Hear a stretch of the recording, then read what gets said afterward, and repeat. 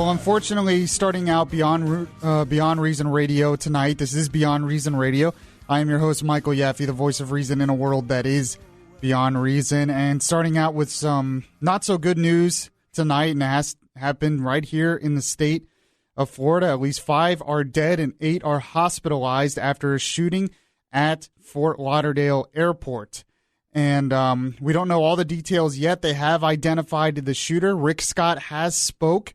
They don't know motives. There's really a lot we don't know because it happened just hours ago, and there's a lot still going on. So I thought before we get into anything, we're about to talk with an expert, an arms expert, on the laws dealing with being able to carry guns at airports.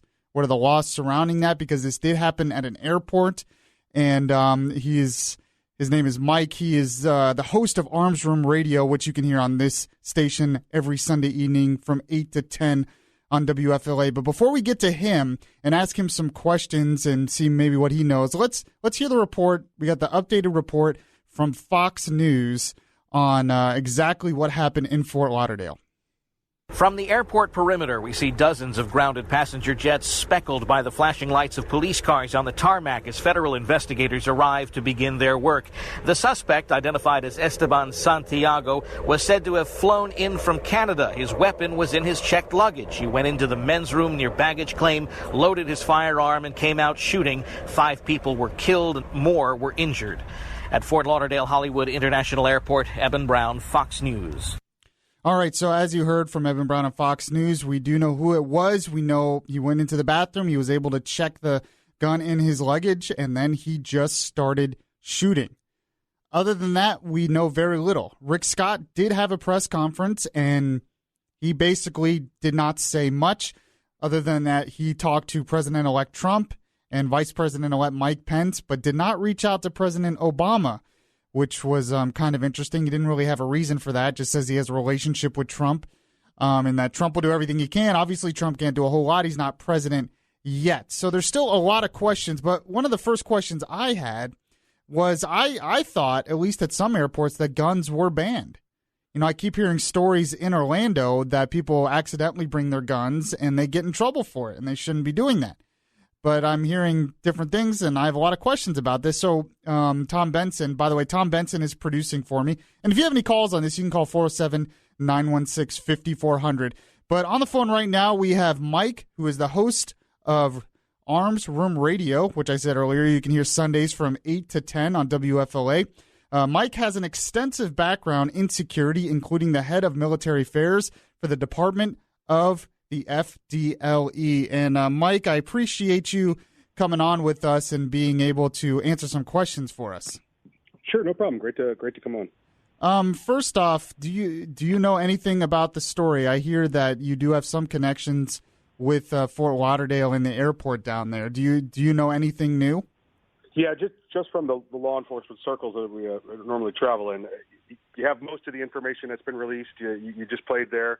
The only, I think, additional I have is it was Delta Airlines. It was a checked firearm, as you stated, and right now they're currently looking at a possible history of mental illness and whether or not military service may have played a factor into it. Yeah, like a PTSD or something.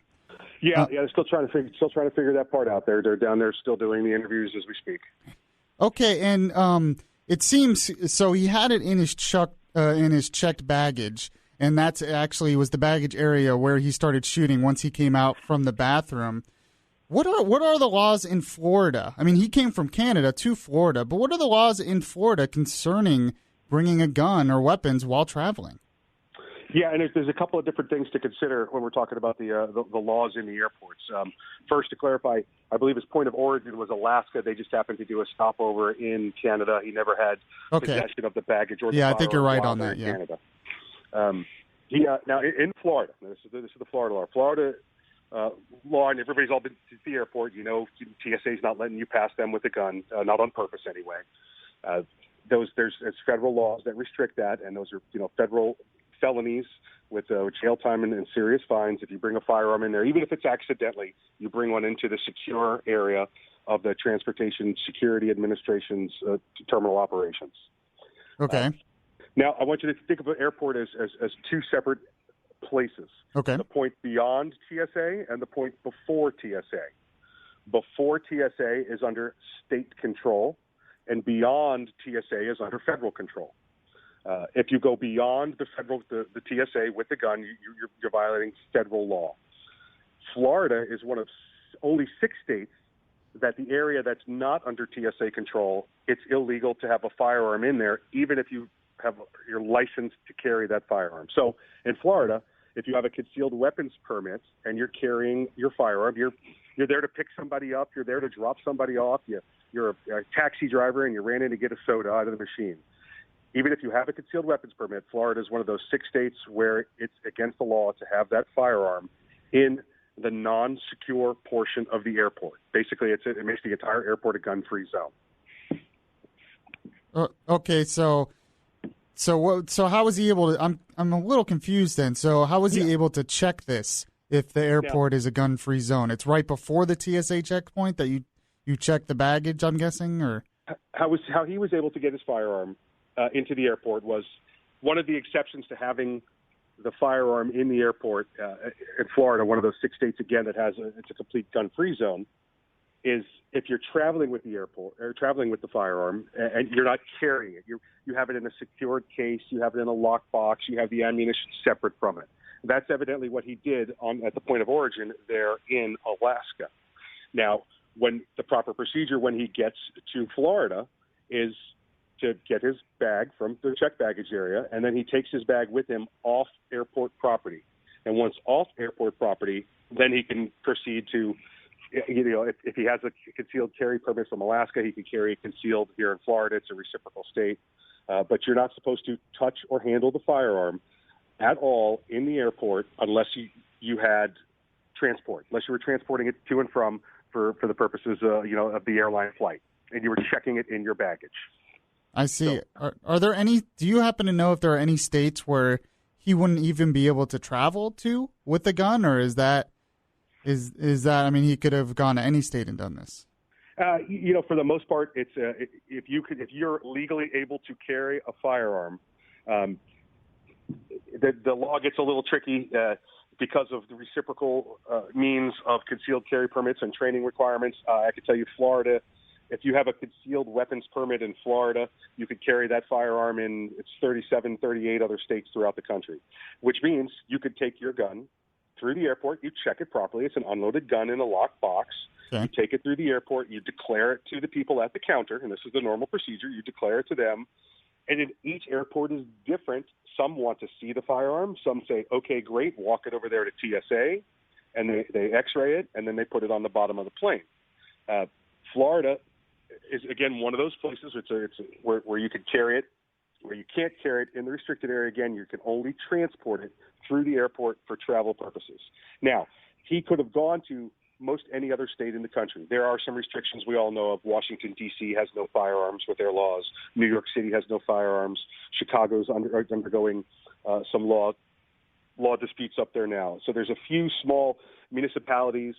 California, the state of California is pretty widely impossible to carry a firearm there. So besides a couple of very few instances, you could freely travel with that firearm as long as you declare it, it's unloaded, and you load it into your baggage.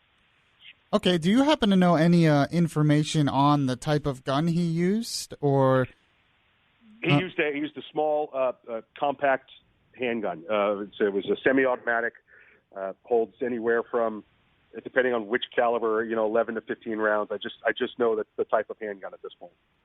Okay, and I think I heard from somewhere that he ran out of bullets, and that's when he was able to surrender. And I guess that's another question. Is there a limit on the kind of gun that you could bring into an airport? Because you said legally where he could bring in this handgun, declare it, put it in his checked baggage, and the rest. Is there any bans on certain types of guns that are just, no, you can't have that here? The only restriction is if you're authorized or if you're allowed to possess that firearm, and if the location you're going to or coming from, it's legal to have that firearm there. So I could travel from here in Orlando with a Glock handgun, 45 caliber that holds 15 rounds with 2 magazines. I could load that into my bag, declare it at the airport. Obviously, it's unloaded. The ammunition is separate. I could declare that at the airport and transport it to Texas, no problem. Now, I could not take it to New York City because New York City says no handguns unless you're a New York City resident and you're one of the 2,000 out of 8 million that we've licensed to carry a firearm. All right, yeah. Okay, good. I really did not know any of this, so I really appreciate you coming on and talking with us about this. And actually, tell us a little bit about your show, Arms Room Radio, that plays on this station. Yeah, we're on Sunday nights here locally in Orlando from 8 to 10 p.m., and these are the type of topics we hate to have to discuss. Right. The information we put out. This is just another one of those tragedies, and where we feel and we talk about all the time. This occurred in a gun-free zone. This is a place where the law and somebody has decided that you're not allowed to have a gun here. We're going to take care of you. Well, once again, just like the Pulse shootings that we talked about at length, somebody else's decision to take care of me has backfired. There were people in that terminal not allowed to carry their firearms in there that might have been able to defend themselves. Yeah, that's a very good point. So it sounds like you guys on that station and on that show, and I agree with you, are really against gun-free zones. Gun-free zones are killing zones. They are a place where the bad guy goes. The law to carry, if you illegally carry a firearm into a gun-free zone, is a misdemeanor. It's a misdemeanor.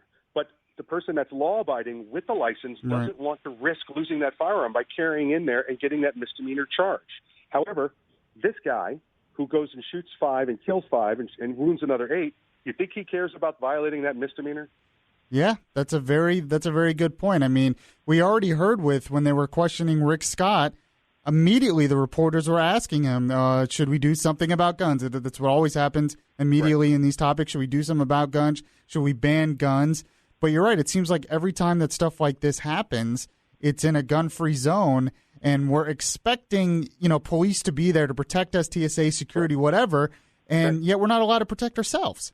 Yeah, absolutely right. And the gun is no more responsible for this event than a spoon is for making you fat. Okay, this is the tool. We didn't ban trucks after the first 9/11 bombing. We didn't ban airplanes after the second attack on the World Trade Center. Well, not only that, we didn't ban pressure cookers with the Boston bombing. There's the bombing in Brussels. That was at an airport. That was a bombing.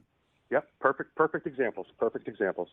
All right, Mike, I really appreciate you coming on. We'll have to get you on again in the future to talk anything to deal with gun laws and gun-related issues. And I'm honestly in total agreement with you. It seems like every time this kind of stuff happens, immediately people talk about the gun. I mean, it happened immediately. This is the fastest I think I've ever had of him when the reporters were asking Rick Scott immediately, is it time to ban guns? And I'm sure you guys also probably have stats on the fewer guns, the more crime. Yeah, absolutely. It's the knee-jerk response. It's the gun, and just like we said, it's the gun's fault here. It's never the pressure cooker's fault. It's horrible, and you're taking away the right of people to defend themselves. I mean, they're enumerated constitutional, God-given rights. It's amazing. Yeah, I couldn't agree with you more. Later in the show, we're going to probably talk about what's going on in Chicago, and they have some of the strictest gun laws in the country, and yet they are having a real problem there. Almost 800 homicides by guns there last year, but it must be a media lie because it's a gun-free city. I don't know how that could happen. What's amazing about that too, I don't know what your take on this is. They often blame the surrounding states because that's where they're getting the guns. But do they honestly think that if we ban guns in this country, the criminals are going to find a way to get a gun, right? They would even go to Mexico or anywhere else. There would be the black market, and then no law-abiding citizens would be able to protect themselves. It just seems crazy to me. You know what? But you and I, we think logically, and I guess that's the problem. Yeah, that is definitely the problem. We're thinking logically. All right, Mike, I appreciate you coming on, and we'll talk to you again soon, okay? No problem. Thanks for having me. All right. Some good facts there. I really did not know all of that in dealing with guns and airports and everything. And Tom Benson, you and I were both watching the press conference with Rick Scott. And what was your take on that? Well, my take was, when the reporter started asking about gun control and should we do something about guns, right away that the reporters have an agenda and they want to use any opportunity they can to further their agenda. And, unfortunately, in the heat of the moment, people get caught up in that. But Governor Scott had the right response. The right response is, now is not the time to talk about this. We don't want to make it a political issue at this time. Let's find out all the facts, and we'll go from there. Yeah, we really have. I mean, we don't know any of the facts. The only thing we know is that this was a guy who had a gun legally and shot people. Actually, we don't even know how his legal status or anything. That's right. It's just too early. There's just a lot of speculation that's going on. We do have a report lined up for 7:10 this evening with Eben Brown of Fox News Radio. He's at the Fort Lauderdale airport, and I'm sure we'll get the latest from him. All right. Well, this is Beyond Reason Radio. I think since we kind of talked a little bit about Chicago, I have some interesting stats on what's going on in Chicago. He was right. It's over 700, almost 800 homicides in 2016, which is that's like third world status. That is more than New York and Los Angeles combined. That is incredible. So we'll talk a little bit about that. We have a lot to get to in the show today. We're going to do a Trump Twitter update later in the show. That's always fun. And there's a lot dealing with politics as well and Obama's legacy. There's just a lot to get to, so you're going to want to stay tuned. This is Beyond Reason Radio. I'm your host, Michael Yaffee. We'll be right back. You know what's beyond reason? Yaffee is now on YouTube. Go to YouTube now and just search Beyond Reason Radio.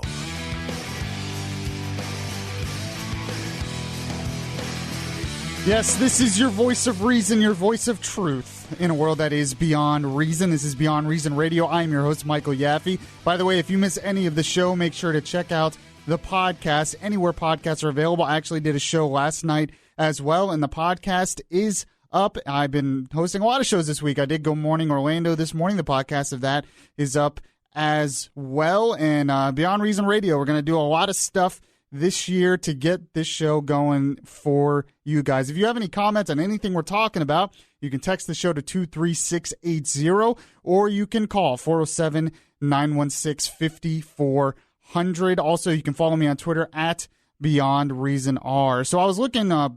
I always like to go to Twitter when breaking news stuff like this happens. It's usually the best place to find it, to be honest with you. And I found this story from NJ.com from New Jersey.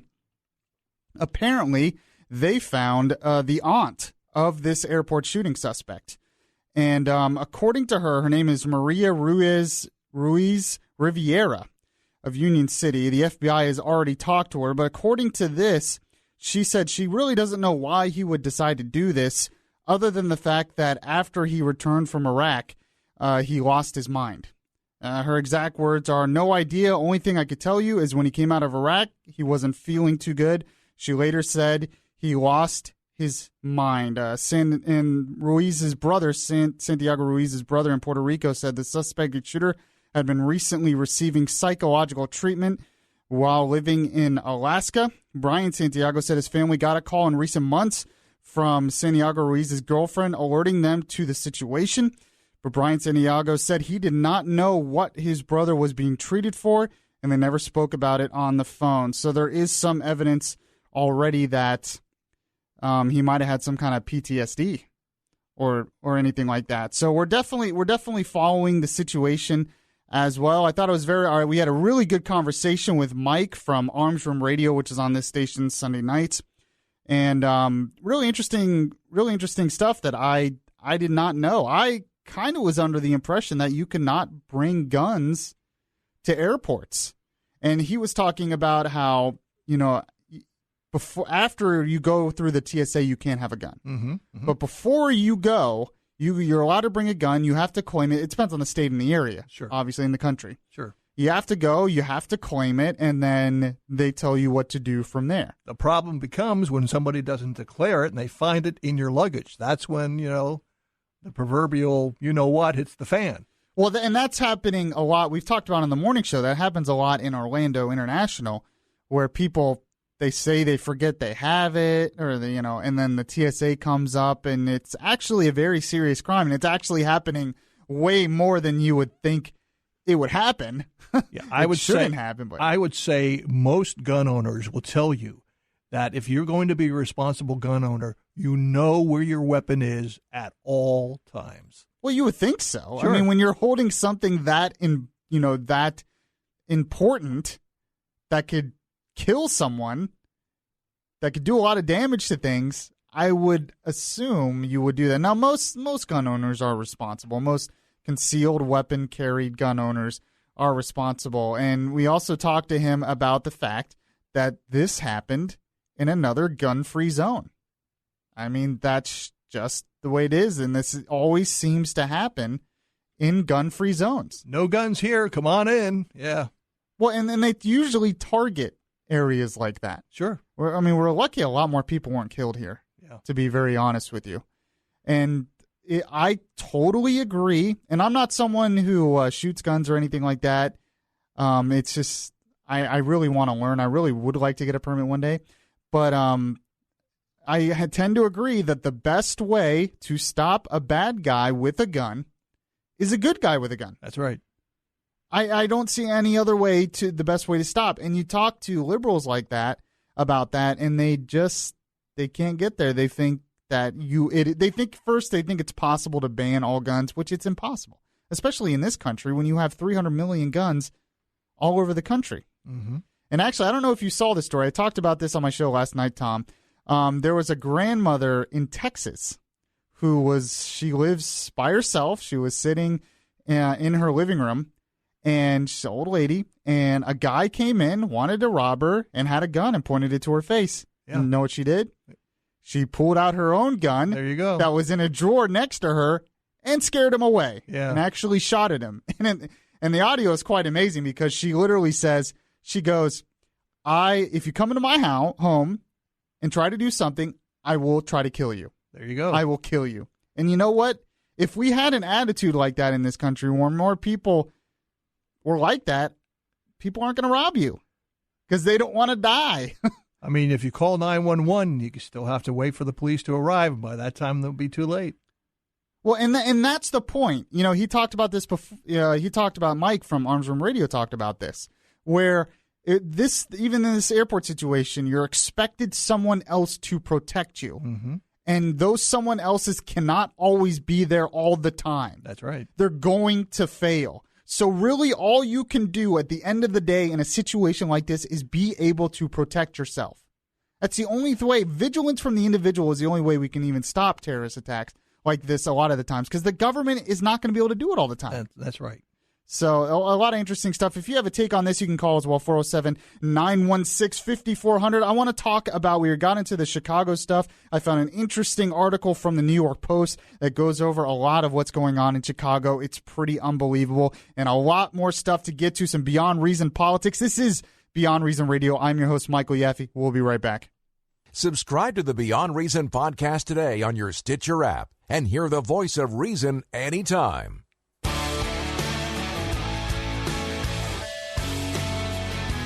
This is another edition of Beyond Reason Radio. I'm your host, Michael Yaffee.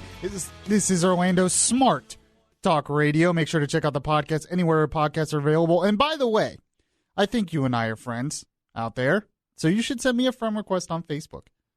Just search Michael Yaffee, send me a friend request. I'm getting a bunch of new ones this week.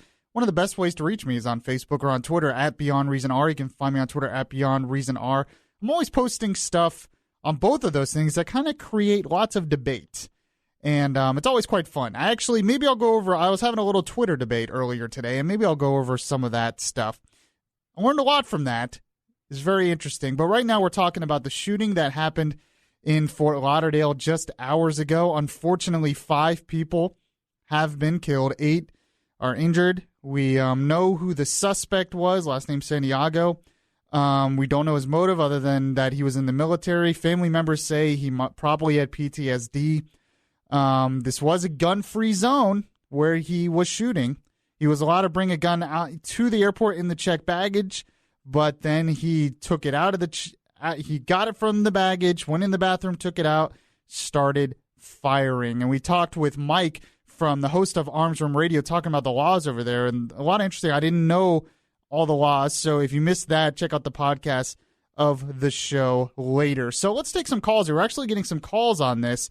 It became political almost immediately. I was watching the press conference from Rick Scott, and right away, people were asking Rick Scott, should we ban guns now? I mean, they didn't waste any time this time. Let's take a call. Let's go to Tony in Orlando. Tony, you are on Beyond Reason Radio. How are you? Hey, good. How you doing, man? Pretty good. I appreciate you listening. Hey, just to start out the call, I've known you were on with Bud Hedinger for a while, and I actually grew up watching him on Bowling for Dollars in Syracuse, New York. Oh man, yeah, that goes way back. That's way back. Yes. I kept trying to find video of that, and I can't find any.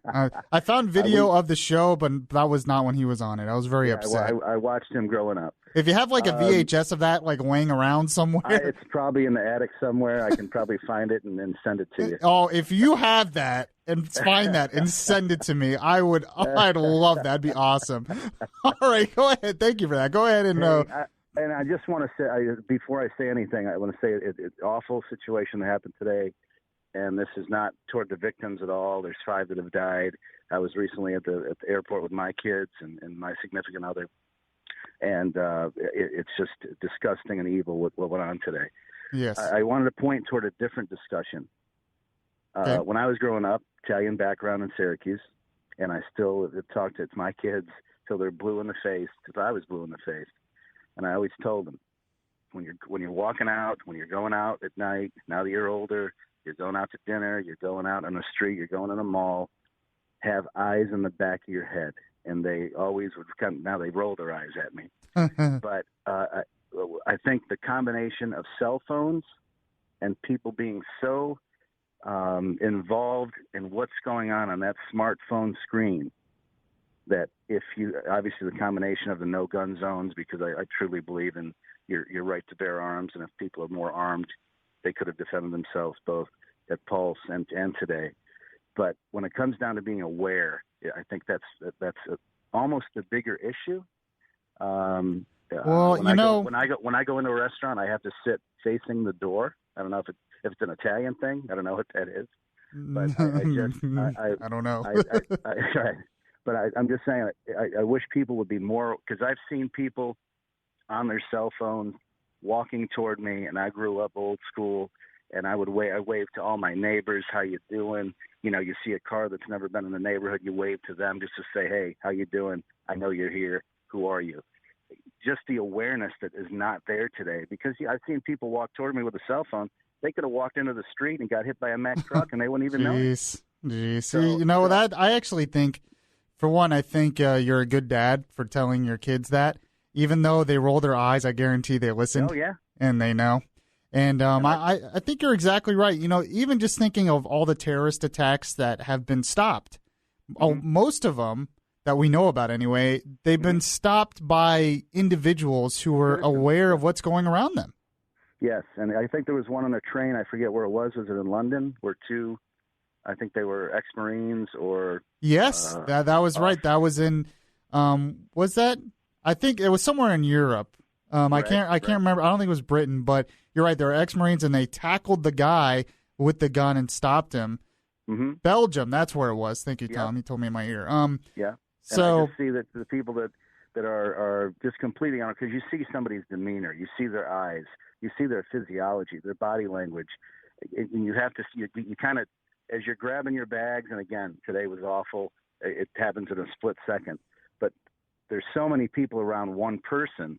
It's just unfortunate that, like I said, the awareness of what's going on around you is so obscured today by cell phones, literally, that it's really scary. Well, and we don't want to think about these kind of things, you know. Yeah. We don't. We want to believe that we live in like this safe bubble, but that's just not the case. These are only things we hear about. There's robberies and killings and murders every day that we don't hear about.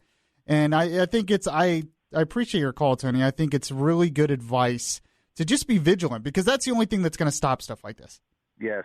And I appreciate your time. I know you got other callers, but remember, I'll try to get that Bud video to you at some point. If you really have that somewhere, that would be so awesome. Tell Bud I said hello. For some reason, I won the joke of the day 2 years ago or something.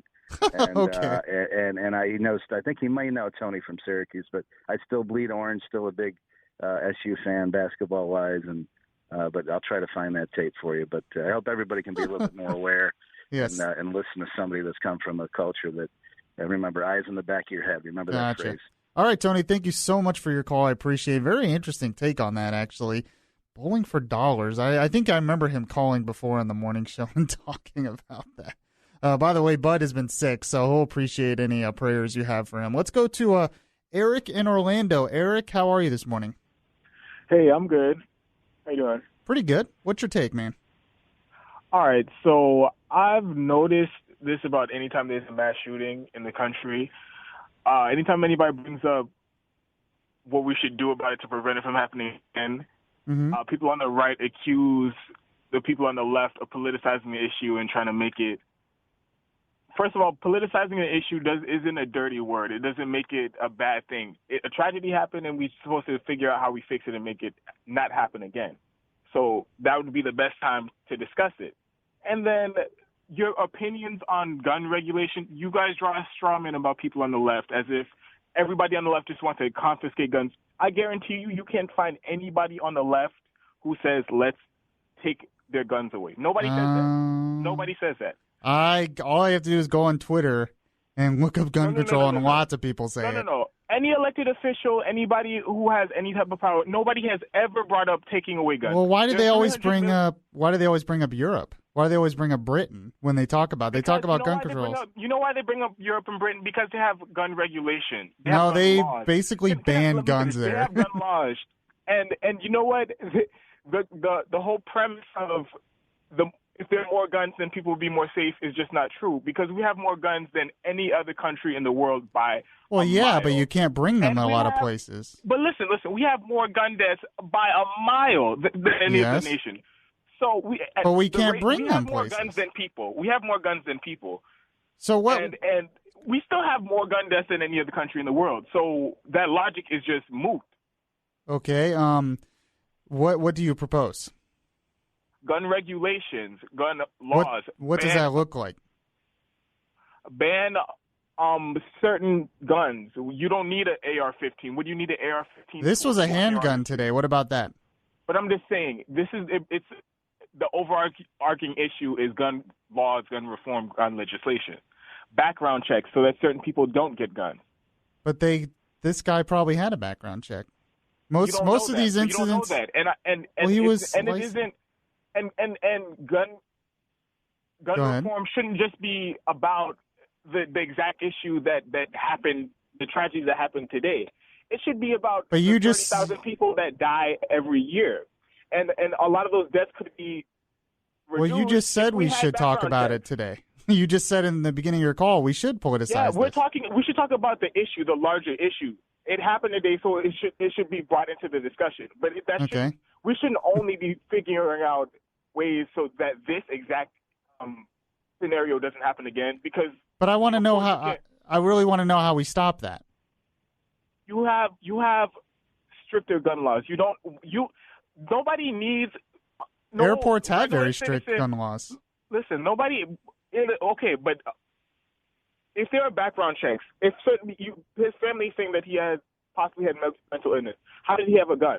Why is it so easy for somebody to get a gun in this country?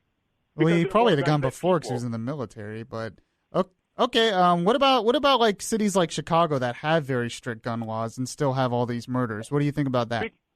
Surrounding cities and surrounding states, they have the loosest gun laws in the country. So guns just fly into the city no matter what, because you could just go drive a couple miles in one direction and just buy a gun from some gun shop. They don't have the same regulations in surrounding cities and surrounding states. And you guys like to bring up Chicago and the gun deaths and gun violence. They have more guns in Chicago than than any city I could think of. Well, doesn't that kind of go against your point then? They have more guns and they have a higher murder rate. But it's the people. The position on the right. But if there are more guns, then everybody will be more protected. You look at Chicago. That is not the case. But they have guns illegally. But your position. The legal owners don't have the guns there. But the people, if there's so many guns out there, of course there are going to be more gun deaths. It doesn't matter if people got them illegally or not. If there's more guns than people, of course we're going to have more gun deaths. So, but do you think it's possible to even get rid of all these guns if we're awash in guns? Shouldn't legal? I'm not saying get rid of them. I'm not saying get rid of them. Do gun buyback programs where the government gives people money if they Are the criminals going to buy? Are the criminals going to do that? Well, wouldn't the law-abiding citizens? That isn't the only fix to the problem. That solves some of the problem. There are other things. There are other steps you can take. It's not just you make one piece of legislation or one rule and it just covers everything. No, you cover pieces of the problem. You fix pieces of the problem where you can. Okay, Eric. I appreciate your call. I don't know. I thought he didn't really answer a lot of my questions, but okay. That's the usual take from the left. The main question I had from him was, he said, okay, Chicago has more guns, which I don't know if that's true at all. But there's more gun deaths. And I was telling him, only the criminals have guns in Chicago, because the law-abiding people don't have the guns. There was a time years ago where you could sell firearms in classified newspaper ads, but that was stopped back in the late 60s. And if you won't go to buy a weapon today, you have to go through a background check at a gun store. Yeah. And if there's anything that comes up that flags your application, you won't get the weapon. Yeah, I mean, it's kind of interesting that we have all these mass shootings now, and gun laws are stricter than, and a lot of these places are stricter than ever. Well, I love it. But the whole idea is that everything he said wouldn't stop the criminal from getting the gun. That's right. And that's the issue. And are we going to, pressure cookers, trucks, knives? Look what happened in Ohio a month or two ago. And not only that, but we never hear the stories. I bring them up, but we never hear the stories about guns saving lives. Yeah. It's especially, you want to talk about women's rights. That doesn't fit the narrative. You want to talk women's rights, that's one issue. They can't protect themselves a lot of times, but if they have a gun, they're able to protect themselves. That's right. Just like the elderly woman. And I love it when people say, and not necessarily, I'm not talking about Eric here, but basically a lot of people say, well, you don't need that. Well, it's not the Bill of Needs, it's the Bill of Rights. Yeah. And it's the Second Amendment. Well, we're a free country. Yeah, That's right. It's a good point. 407-916-5400. By the way, I thought I was pretty patient with him and let him speak. I just wanted everyone to point that out. Yeah, it was fine. Yeah, there we go. People say people like me or, I'll just shout him down or everything. I think I gave him a pretty fair shot. He kept asking questions and he didn't really know how to answer. 407-916-5400. This is Beyond Reason Radio. If you like Beyond Reason Radio, well, make sure to show it by liking the Facebook page at facebook.com/Beyond Reason Radio.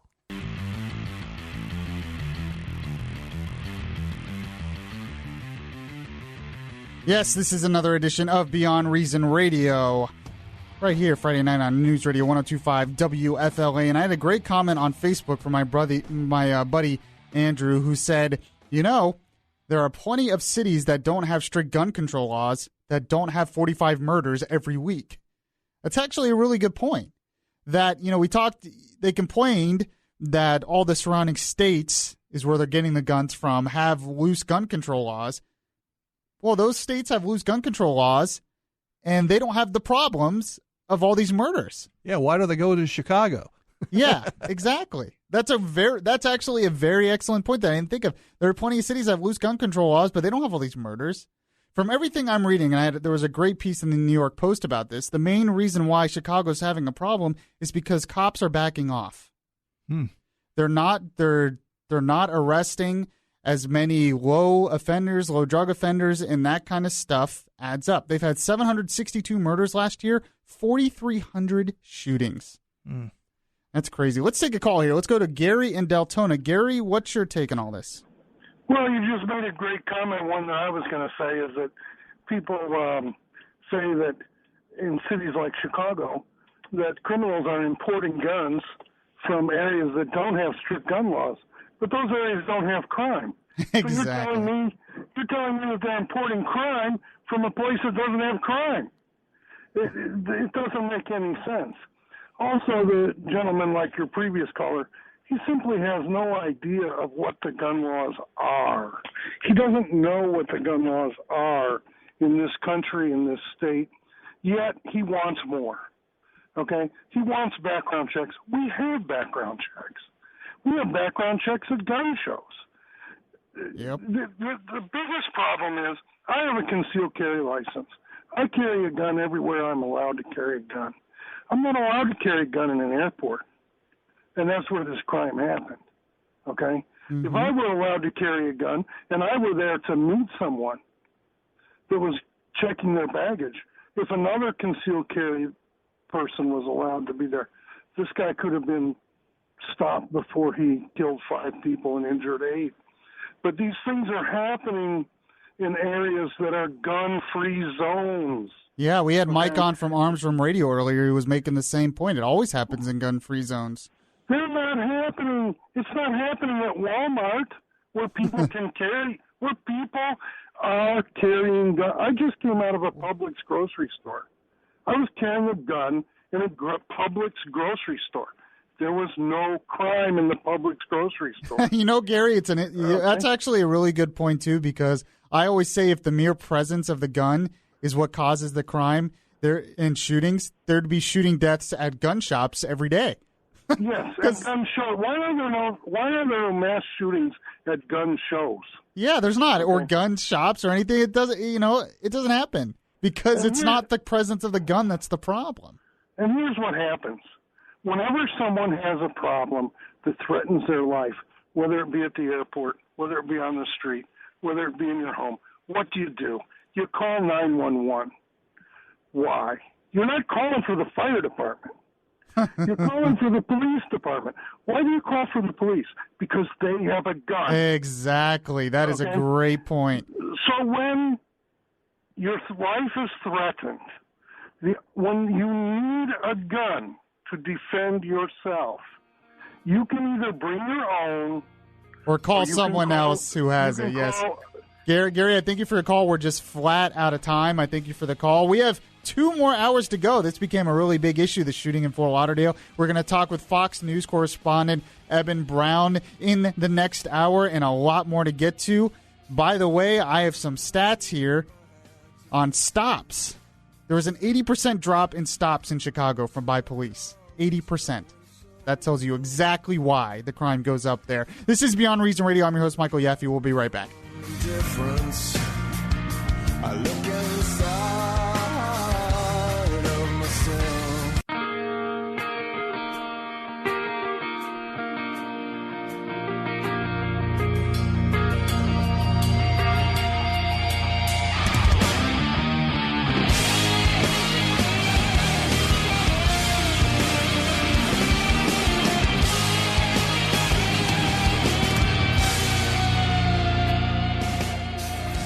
Yes, we have 2 more hours to go of Beyond Reason Radio. I actually hosted the morning show here on WFLA, but as usual, it wasn't enough time to talk about everything I need to talk about, so I need 3 more hours. So we're doing my show, where I'm the voice of reason in a world that is beyond reason. I'm the voice of truth in the world that is sometimes full of not truths.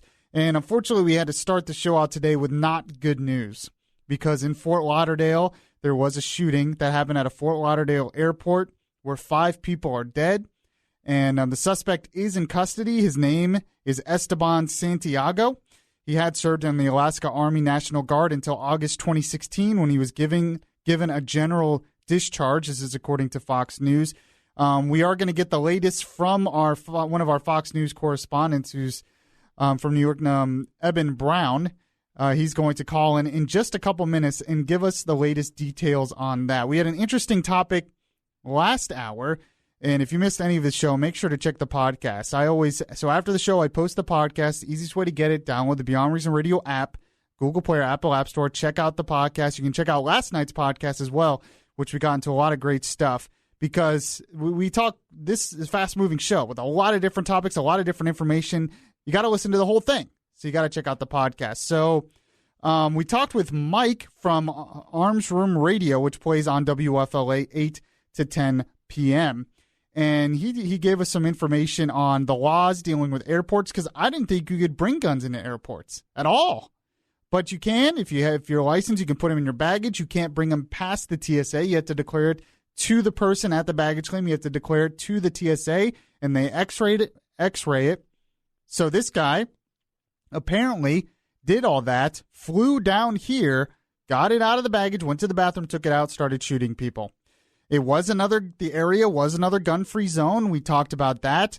Reporters Rick Scott had a press conference, and reporters once again brought up immediately, is it time to ban guns now? I mean, almost immediately. One of the first questions he got from reporters, is it time to ban guns now with Pulse and this? They never bring up the gun-free zone aspect.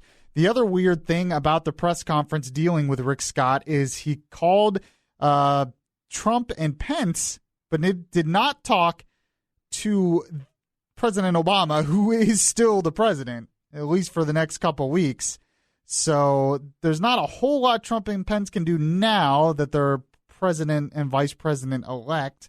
He was asked about that. He did not even try to call Obama. He just says, I have a personal relationship with Trump, so I talked to them. That was kind of strange, to say the least. And the other thing we were talking about was gun control. We had a caller who wants gun control, wants more gun control. Had a little debate on that, brought up Chicago. Chicago has lots of guns, and there's violence there. And for one, that's not why there's violence there. There's a lot of places we brought up that do not have strict gun control that don't have this violence. That our guns are a lot. Texas is one place, and they don't have this kind of violence. So what's going on? What's going on there? But there's definitely some interesting stats on this in dealing with Chicago. I found this from the New York Post. This is what's really causing the problems in Chicago. And this is a part of Obama's failed legacy. This all has to do with police backing off.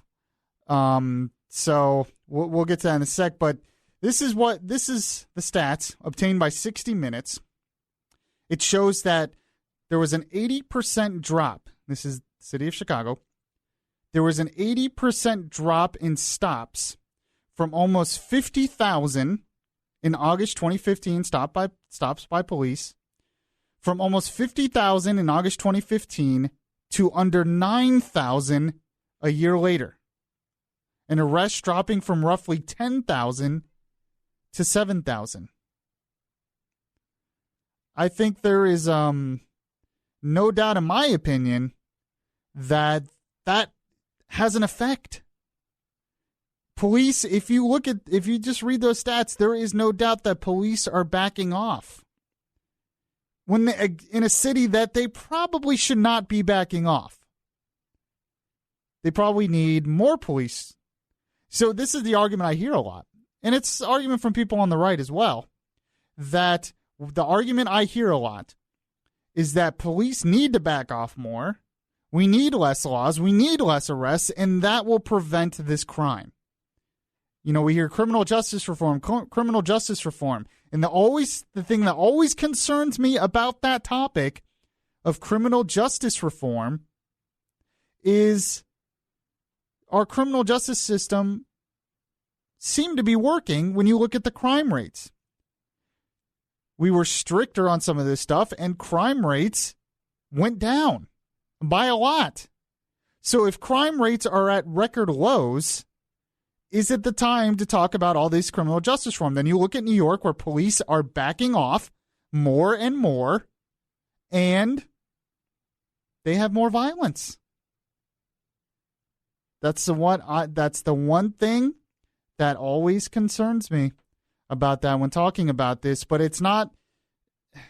Chicago has some of the strictest gun control laws, and we'll talk more about that in the next segment. We have our Fox News radio correspondent, Eben Brown, who is going to update us the latest on what happened in Fort Lauderdale with the shooting there.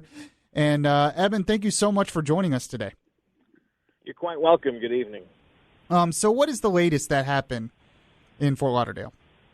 Okay, so the latest that I can tell you that we've been learning at Fox News about the shooter, whose name is Esteban Santiago, is that he's originally from New Jersey but had been living in Anchorage, Alaska. He had been in the Alaska National Guard up until August of last year. He was discharged with a less than satisfactory record, which we don't know the specifics of why yet, but we know that the discharge was considered to be a general discharge, but still his service record was, we're told, is less than exemplary. We're also told that the FBI had already previously been in contact with him. He had walked in to the Anchorage, Alaska field office of the FBI telling agents that he believed the U.S. government had infiltrated his mind and was forcing him to watch ISIS propaganda. We need to learn more about this, obviously. It does point us in the direction to think that perhaps he was mentally ill, obviously, or disturbed in some fashion, and we'll have to track back what went wrong. There's really no other way to say it. This is someone who served in the Alaska National Guard. Previously to that, he served in the Puerto Rico National Guard and was deployed to Iraq. He spent nearly a year there from early 2010 to early 2011. We don't know the specifics of his time spent over there, but we do know that he served, I want to say it was about 11 months. And he had also been in some minor trouble with the law while in Alaska. He was also being pursued by a landlord for failure to pay his rent. So he was obviously having some sort of trouble. What exactly prompted him or possessed him to do what he's now accused of doing, it's really beyond our ability to say at this point. The investigation continues, both from the Broward County, Florida level, as well as the federal level, the FBI, the ATF. We're pretty sure the rest of the Joint Terrorism Task Force from the area will be involved in this, even though at this point we're not ready to say that it's terrorism. But what we can tell you is that he flew to Fort Lauderdale today. His firearm was checked as luggage, which is a legal thing. You can do that. You have to put it in a special kind of locked box. It must be unloaded. But he retrieved it at bag claim at Terminal 2, which is the Delta terminal at Fort Lauderdale, walked into a restroom, loaded the weapon, walked back out to the bag claim, and started shooting. We have 5 people who are dead. We have a number of people who are at Broward Health Medical Center, which is the public general hospital in Fort Lauderdale. And many of those people are in not so good shape. In fact, we're told a good number of them are fighting for their lives tonight. We heard from our governor, Rick Scott, who asked people to pray for those people in the hospital because they do have a rough fight. This could be very touch and go for a number of these victims who, even though they were carted off alive from the scene, are in some pretty sad shape. Any word on when the airport's going to reopen? Is it still closed? Is any part of it open? It is, I believe, closed. I think they're finally letting some people out. There are still some people out on the tarmac. I'm actually on the perimeter right now at the fence. Excuse me. I can certainly see a lot of passenger aircraft parked on the terminal, parked on the tarmac rather, and we're told that everything's at a ground stop. That American Airlines, which is one of the big airlines that serves Fort Lauderdale, has canceled all flights. I believe some of the other airlines have done that as well, or they're offering people to fly them elsewhere in South Florida. But most flights earlier had been turned away. Some were allowed to land. The passengers had to get out onto the tarmac. They weren't allowed in the terminal. Other flights were being diverted to Miami or Fort Myers. But this airport, which is a major airport, it is a pretty big and busy airport. It's not as big in terms of like Miami or Orlando big, but it's well used. It's a destination airport for people going on vacation. It's used by the locals to avoid the hecticness of Miami International. And it's used as a pass-through airport for people going to Caribbean vacations or South American vacations. They might change planes here. They might get, or they might take a flight, or they might fly here and then get in a van and go to the cruise port at Fort Lauderdale in Miami. You had talked about how some of the planes, have been grounded for a while, maybe even up to. Tom Benson was telling me in the control room up to 5 hours. I mean, are the people at least allowed out of the plane? There's not people sitting in these planes, are they? No. In fact, most people have been brought out of the planes, and for a while were sitting on the tarmac. They weren't allowed into the terminal. There is a hangar said to be owned or used by Wayne Huizenga, the businessman and sports magnate, who apparently that hangar was opened up for people to at least go inside and get cool. Most people are saying that I've spoken to today who are around the rest of the nation have said, they're making them sit out on the tarmac in the middle of January. They must be freezing. The reality is it's at 80-plus degrees. Yeah, I was about to say, not here. Yeah, exactly. You said you watched the press conference with Rick Scott. What did you get out of that press conference? Well, there's really not much for him to say at this point. I think the governor wanted to express his condolences and offer some reassurance that the state agencies that are involved in these types of situations are going to do their jobs. They had a hard lesson to learn in terms of practical experience over the summer with the Pulse nightclub shooting, and so many of those lessons and whatnot are going to probably be applied here, even though it looks more and more that this wasn't exactly terrorism, but it's still a mass shooting event, and it is a major law enforcement operation, and of course they'll have to look back at how they handled it and try to improve or learn lessons from it as well. I think it is certainly noteworthy to mention that the governor just yesterday in our state had put forth his proposal for a major counterterrorism that's right. Something along the lines of $6 million to hire, I think, about 50 highly specialized counterterrorism agents that would be positioned around the state and in Tallahassee. And he did sort of make a big deal about it yesterday. He held a couple press conferences in different cities. I think he was in Tampa and then came to Miami yesterday. And I know he was in Fort Myers earlier today and then made a special trip back this way after this incident. So this is something certainly on the governor's mind. He has a couple years left in office, and I believe after having some conversations myself with the governor that the idea of terrorism or mass shooting response is something that he feels he needs to make sure he leaves the state prepared to deal with going forward. Is there any word on the condition of the suspect? Was he injured at all? We're told that he's actually not. I can't say that he is uninjured. What I can tell you that he wasn't shot. In fact, law enforcement subdued him without firing a shot. He had emptied a number of magazines at that point, but when he was done, he sort of succumbed to law enforcement's demands.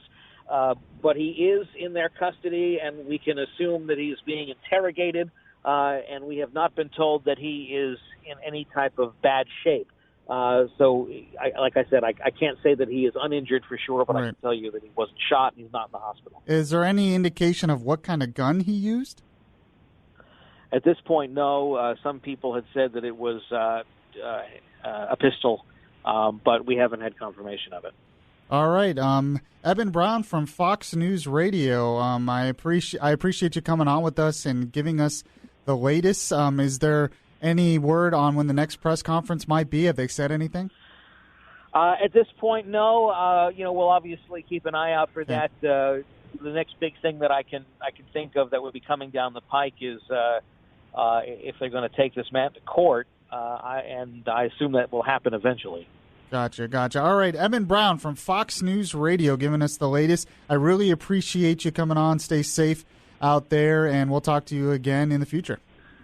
My pleasure, anytime. All right, thank you so much.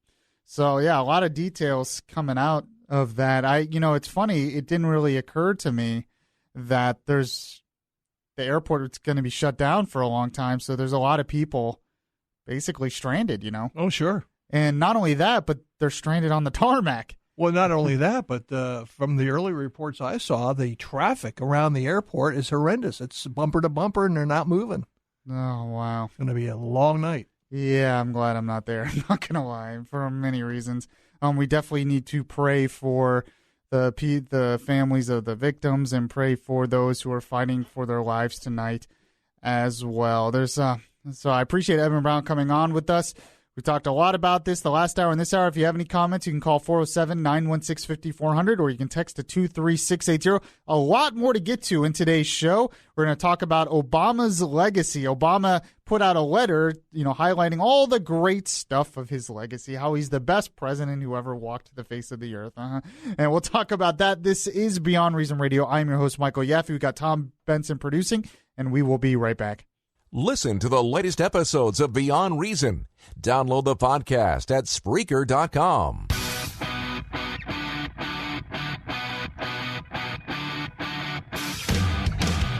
Yes, this is Beyond Reason Radio, Orlando's smart talk radio. We do this show pretty much every Friday, but we're doing it a lot more. I did a show last night. I'm going to be doing a show Monday night as well. I also hosted the morning show, and a lot of different issues we've been talking about. You know, one thing that is a big thing this week is, of course, President Obama trying to push that he is the greatest president who has ever lived. He has this wonderful legacy. Well, do you all think about that out there? Do you all think you agree with that out there? You know, and I happened to just find this report. I found it on foxnews.com, but it's from a special report last night about this issue. And I thought it was really great recapping what Obama says about his legacy and what the truth actually is. Here it is.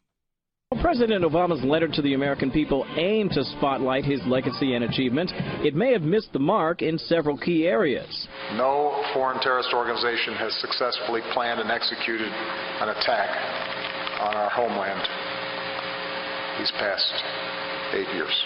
The president's comments from Wednesday were reflected in his letter today, but didn't talk about the ISIS-inspired attacks that struck Fort Hood, Orlando, and San Bernardino. On Obamacare, he wrote, if you lose your job, change your job, or start that new business, you'll finally be able to purchase quality, affordable care and the security and peace of mind that comes with it. But nowhere did he mention this. If you like your doctor, you keep your doctor. On jobs, he wrote the longest streak of job creation on record. Wages have grown faster over the past few years than at any time in the past 40. He left out the part about the workforce participation rate being at historic lows. On Iraq, the president said, we've drawn down from nearly 180,000 troops in harm's way in Iraq and Afghanistan to just 15,000. The president didn't, however, mention the fact that just last summer, twice, he authorized hundreds more American forces to deploy to Iraq, nor his failed goal to end the wars there and in Afghanistan. The president's letter was just one brick in a virtual wall of reflections designed to build upon the administration's story in full view of the American people, and it included more than 24 cabinet exit memos, including the State Department, where Secretary John Kerry hailed the administration's progress in the fight against ISIS, writing, in Iraq, ISIL controls less than 61% of the territory it once held. In Syria, ISIL has lost over 28% of the territory it once held. But as in the president's letter, it left out important details, like the fact that ISIS has now spread far beyond the Levant. It's amazing when you go through some of that stuff. I was just reading another report from Market Watch that talked a lot about this. It says, headline, the rest of the story, what Obama won't tell you about his legacy. The fact that he's trying to push all of this shows that he has an issue of legacy. I mean, just the crime issue alone in a lot of these inner cities is big. Race relations is not good. And he was the man of hope and change. In fact, that's what this article says. It says, from the economy to race relations, the president failed to deliver on his promise of hope and change. He was the man who was supposed to bring us together, unite us, and that kind of went away in the beginning. The biggest thing right now is Obamacare. He's trying so hard to save Obamacare, but who knows if he can actually do it. I mean, just look at this stat. The expansion that began in 2009 has been the weakest since World War II. That is according to Market Watch, with real gross domestic product growth averaging 2.1%. At 7.5 years and counting, it is among the longest on record, but it hasn't packed much of a punch. Cumulative growth of 16.5% since the trough is well shy of the 38.4% increase from the 1982 to 1990 expansion and 42% from 1991 to 2001, according to the Wall Street Journal. So the economy's really been lagging, been one of the worst recoveries in history. Cumulative growth has been awful, and that's just the economy. There's a lot of, and that's a big reason why Trump was elected, was the economy, I think. But there's a lot of other things we can talk about. And we're going to get to that in the next segment. If you want to call 407-916-5400, or you can text to 23680. I don't know if there's anything more beyond reason than Obama's legacy, so we're talking about it on Beyond Reason Radio. Download the iHeartRadio app and catch the Beyond Reason Radio podcast. Welcome back, everyone. Make sure to send me a friend request on Facebook, because this is Michael Yaffee. So we're friends already, so send me a friend request on Facebook. This is Beyond Reason Radio. I'm your host, like I said, Michael Yaffee, the voice of reason in a world that is beyond reason. We have Tom Benson producing as well. We just played some audio that highlighted Obama's legacy, because Obama put out a letter. He's really trying to push his legacy because he's only got a couple of weeks left. It's got to be a weird experience for a president after they leave office. I've often read biographies of presidents and how they adjust after they leave office, and how strange it is because you have all that power and then it's gone. And he's pretty young, so he still has a lot of life left. It's got to be a very, for any president, it's got to be a very weird experience. He likes to play golf. Yeah, we'll have plenty. That's a very good point. He'll have plenty of time to play golf. Go at it, Mr. President. See you later is what I got to say to that. And the next 4 years is definitely going to be entertaining, if nothing else. I think the world can agree with that. I mean, talking about Obama's legacy, we were just talking about the economy in the last segment, but I mean, the destruction he's done to his party is pretty unbelievable. Check out these stats. Obama's continued popularity hasn't had much of a trickle-down effect. In the 8 years since he was first elected, Democrats have lost more than 1,000 seats at the state and national level. That's pretty astounding. Republicans now control 4,170 state legislative seats, compared with 3,129 for Democrats, an all-time low. Republicans now hold 33 governorships and will have full control, governorship and both houses of the state legislatures in 25 states, compared with just 5 for the Democrats. Democrats lost 12 governorships, 13 Senate seats, and 69 seats in the House of Representatives during Obama's 2 terms, highlighting a devastation up and down the party across the nation. It's that part's according to The Hill. That's just what he did to the party. What he's done to things like racial relations, which he says things have gotten a lot better. He actually said that in an interview this week. It sure doesn't seem like it. And if you look at the polls, most people don't see it that way. In fact, one poll, this was a CNN ORC poll, 54% of Americans say that race relations deteriorated under Obama. It was supposed to be the other way around. He was supposed to be the one that united us. It was supposed to be hope and change. Oh, race relation stuff just frustrates me. I just feel like we're never going to solve it in this country. It's just that one thing. It's like, Chicago, Obama's hometown, like we talked about earlier this hour, witnessed 762 homicides last year, the most in 2 decades, and 1,100 more shootings than in 2015. Obama's protestations to the country notwithstanding, the reason is the Ferguson effect, like I talked about. According to the Manhattan Institute's Heather McDonald, what's more, statistics show that police are 3 times less likely to shoot unarmed black suspects than white ones. And then another part of his legacy, that which must not be named. I'm getting all this from a great article in Market Watch that is just outlining his failures, and it's, it just shows, it doesn't even have everything, and it shows a lot. Look at this. Radical Islamic terrorism. We all know that is probably one of the worst parts of his legacy, his foreign policy. All you have to do is look at Syria, Iraq, Libya, Egypt. I know I'm missing some. I mean, just look what he did with Israel this week. I'm going to talk more about that later. It's crazy. Terrorist attacks in Paris, Belgium, Brussels, not only the United States, of course. Immigration crises.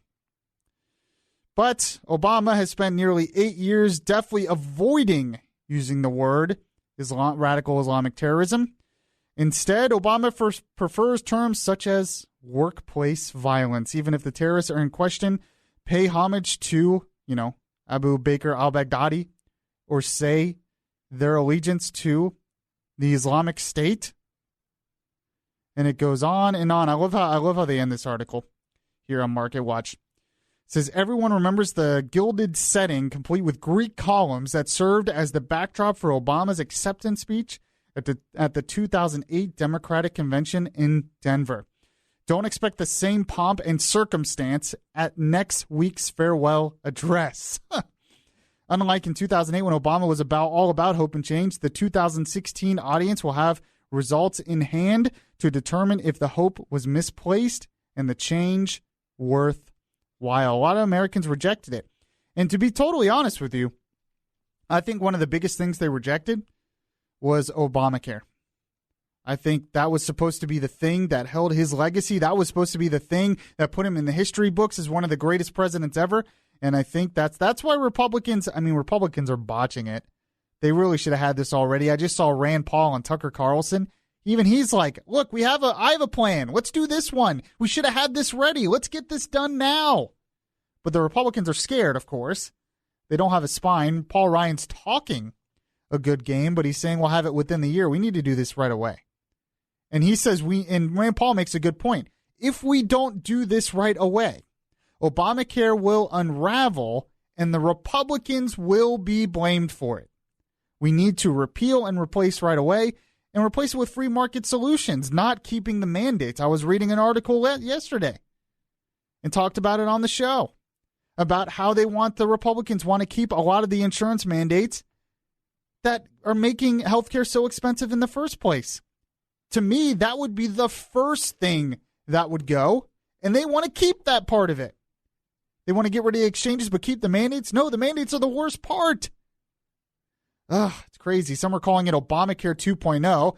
Others, of course, are calling it Trump Care. I don't know if you heard that. I don't know if I can handle hearing that for the rest of my life. I don't know if I can handle hearing Trump Care for the rest of my life. But call it whatever you want if it works, if it's better, if it's free market solution. Trump hasn't really been a big on Obamacare until recently. It wasn't a big issue in the campaign for him. He actually used to support single-payer health care, which is a big problem I had with him in the campaign. And he actually, in one of his books that he wrote in 2009, supported an exchange system like Obamacare had. So it's hard to tell what Obama's going to, what Trump is going to do with that. By the way, the Democrats are saying they want to make America sick again. Yes. You gotta love the clever lines that they can come up with at least. Well, the good thing that happened this week at the White House is I have no idea. The moving vans started showing up. They were? Yeah. Really? Yeah. Interesting. Yeah. I have no idea what Trump's going to make that White House look like. I'm a little nervous about that. I have to admit, I'm a little nervous about that. And the other thing is that what somebody said about Obama's legacy, and I have some audio here that kind of lays this out from Judge Napolitano, laid it out, was that Obama's administration was scandal-free, is what they said. Scandal-free, huh? I happen to remember a lot of scandals. I don't know about you, Tom Menson. I remember a lot of scandals. Judge Napolitano had a great audio video here about that. And this is what he had to say about that. On the New Year's Day weekend, Valerie Jarrett, President Obama's closest advisor and chief political strategist, told one of my colleagues at a talk show that the president's best legacy would be that his administration was free from scandal. I guess she forgot about a couple things. She forgot about Obamacare, which has been an absolute and unmitigated disaster, which has caused millions of people to lose their primary care health provider, which has caused millions more to have their premiums skyrocket, which has caused millions more to go from full-time employees to part-time employees, because if you work fewer than 30 hours per week, your employer is not obliged to provide you with the health care coverage mandated by Obamacare. I guess she also forgot about Fast and Furious when the feds allowed Mexican gangs to acquire heavy weapons which were used to kill one of their number. I guess she forgot about the Secret Service having sexual liaisons with prostitutes in hotels where the president was staying and leaving their laptops behind. I guess she forgot about Mrs. Clinton showing national security secrets, including the names and locations of American undercover agents to friend and foe alike. I guess she forgot about Libya, where the government permitted heavy arms to be delivered to terrorist groups under the guise of being rebels, and those weapons were used to kill an American ambassador and to topple a friendly government. I guess she forgot about scandal and she forgot about failure. Which is worse, failure or scandal? History will tell us the answer to that. But this Titanic that President Obama has been driving is about to go down to the bottom of the ocean, and there is much cleaning up for Donald Trump and his team to do. You know what's even crazy about that piece of audio, Tom Benson? He forgot some things. In fact, there was too many scandals that we forgot about some things. Well, we had a time crunch. Oh, yes, of course. We don't have enough time to go over all this And they said, Judge, give us something in 2 minutes or less. Yeah, that's impossible. But he had mentioned the Secret Service thing. I completely forgot about that. But he didn't really get into Fast and Furious. That was one of the biggest scandals, where the Justice Department did gun running to Mexico, and then the guns were used on border agents and killed one. That's a pretty big scandal. And I got to think that all the porous state of the border with Mexico is another scandal. I mean, that's true. They just poured in. Well, and that was a direct result. If you talk to the people who were coming, it was a direct result of the DREAM Act and Obama's policies on that. They were importing them from Central America, coming in, and they would say, we were told that they could come and be citizens, and that's why we came. That's a huge scandal. The other scandal as well is the IRS targeting conservative groups. The VA, that's another great scandal. The VA has been an absolute disaster, and it's gotten even worse under Obama. Then you have, I talked about Fast and Furious. You talk about Benghazi. That was a giant scandal. The death of our ambassador. I mean, there's all kinds of stuff. You had wiretapping of reporters in the AP and news reporters, wiretapping from our government of reporters. Could you imagine if that was a Republican in office who did that? Could you imagine if it was a Republican office who used the IRS to target other groups? Astounding. And that's just the beginning. Like, that's not even everything. So to say that this administration has been scandal-free, not only that, but Eric Holder his attorney general was put in contempt of Congress because of scandal. Pretty amazing stuff to say it has been scandal-free. 407-916-5400, text to 23680. The last note of his legacy is probably instructing the ambassador to abstain with the vote on Israel. Talked a lot about that last week. We have some interesting new stuff on that, especially with how the Palestinians are reacting, exactly how anyone would have predicted they would react. It's just common sense. 407-916-5400, text to 23680. This is Beyond Reason Radio. We'll be right back. Well, this is Beyond Reason Radio. I'm your host, Michael Yaffee, and of course, we're talking about something that is very beyond reason, and that's Obama's legacy.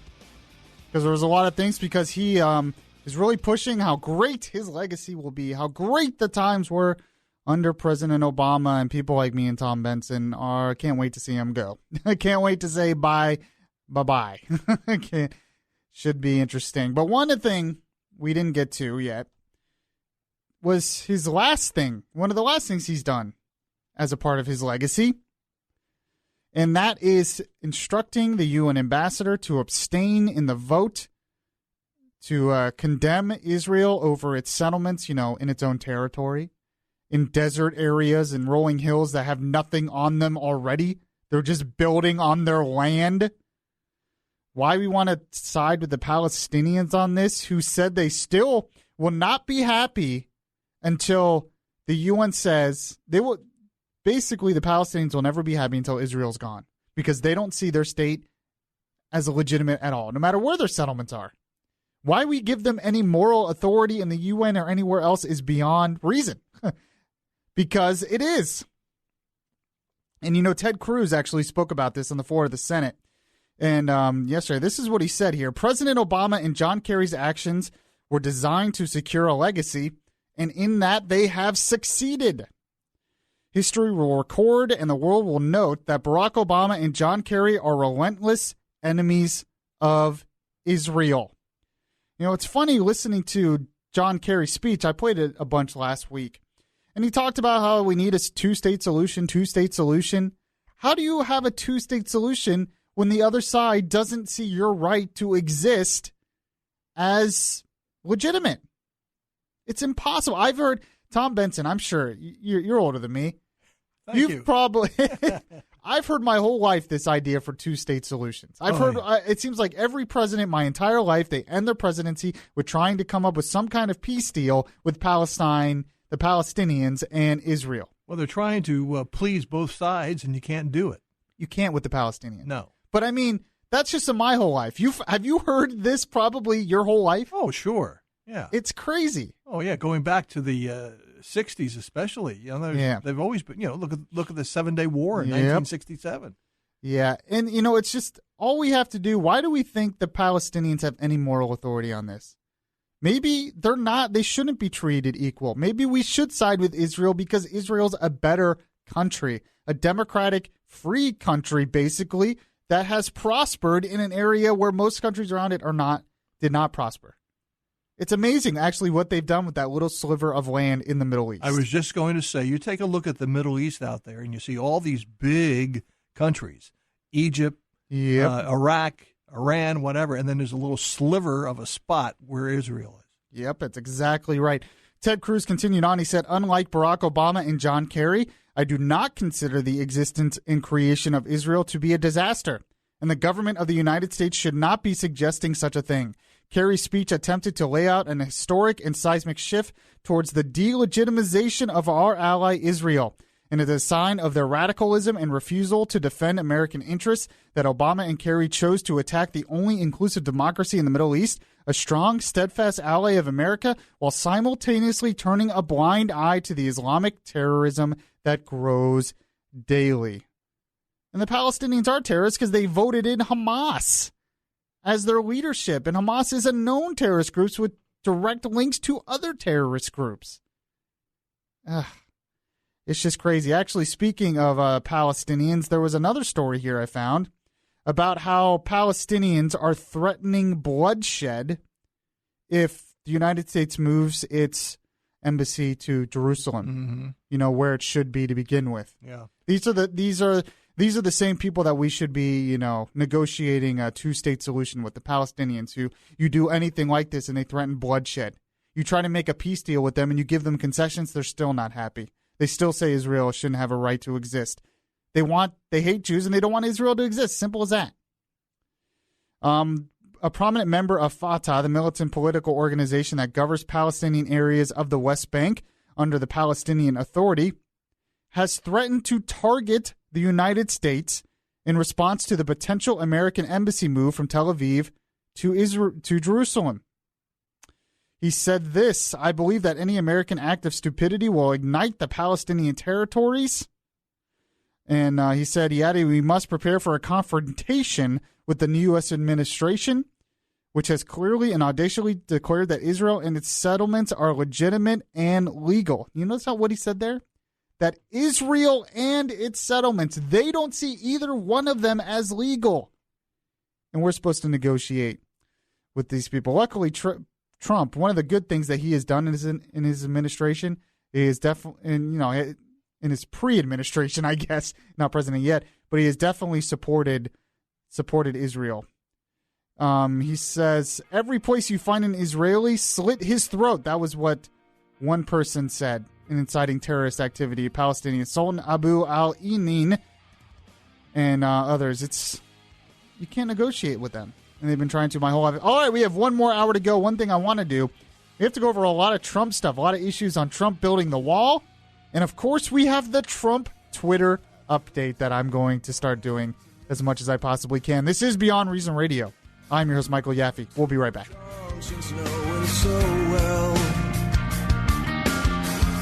That nothing comes from indifference.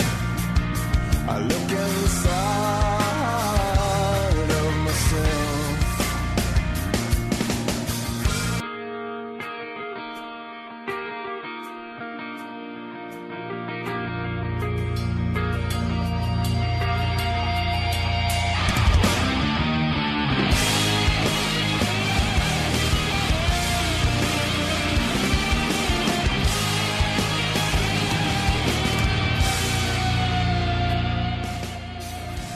Many of you know that Don Lemon, I think it was last week, said that if he were the director of CNN, like the news director, he would not cover Trump's tweets. He would not cover them. Isn't he the president-elect? Isn't he going to be the president of the United States? Don't you think you should cover them? Sort of sounds like what the Huffington Post did back when the Trump candidacy started.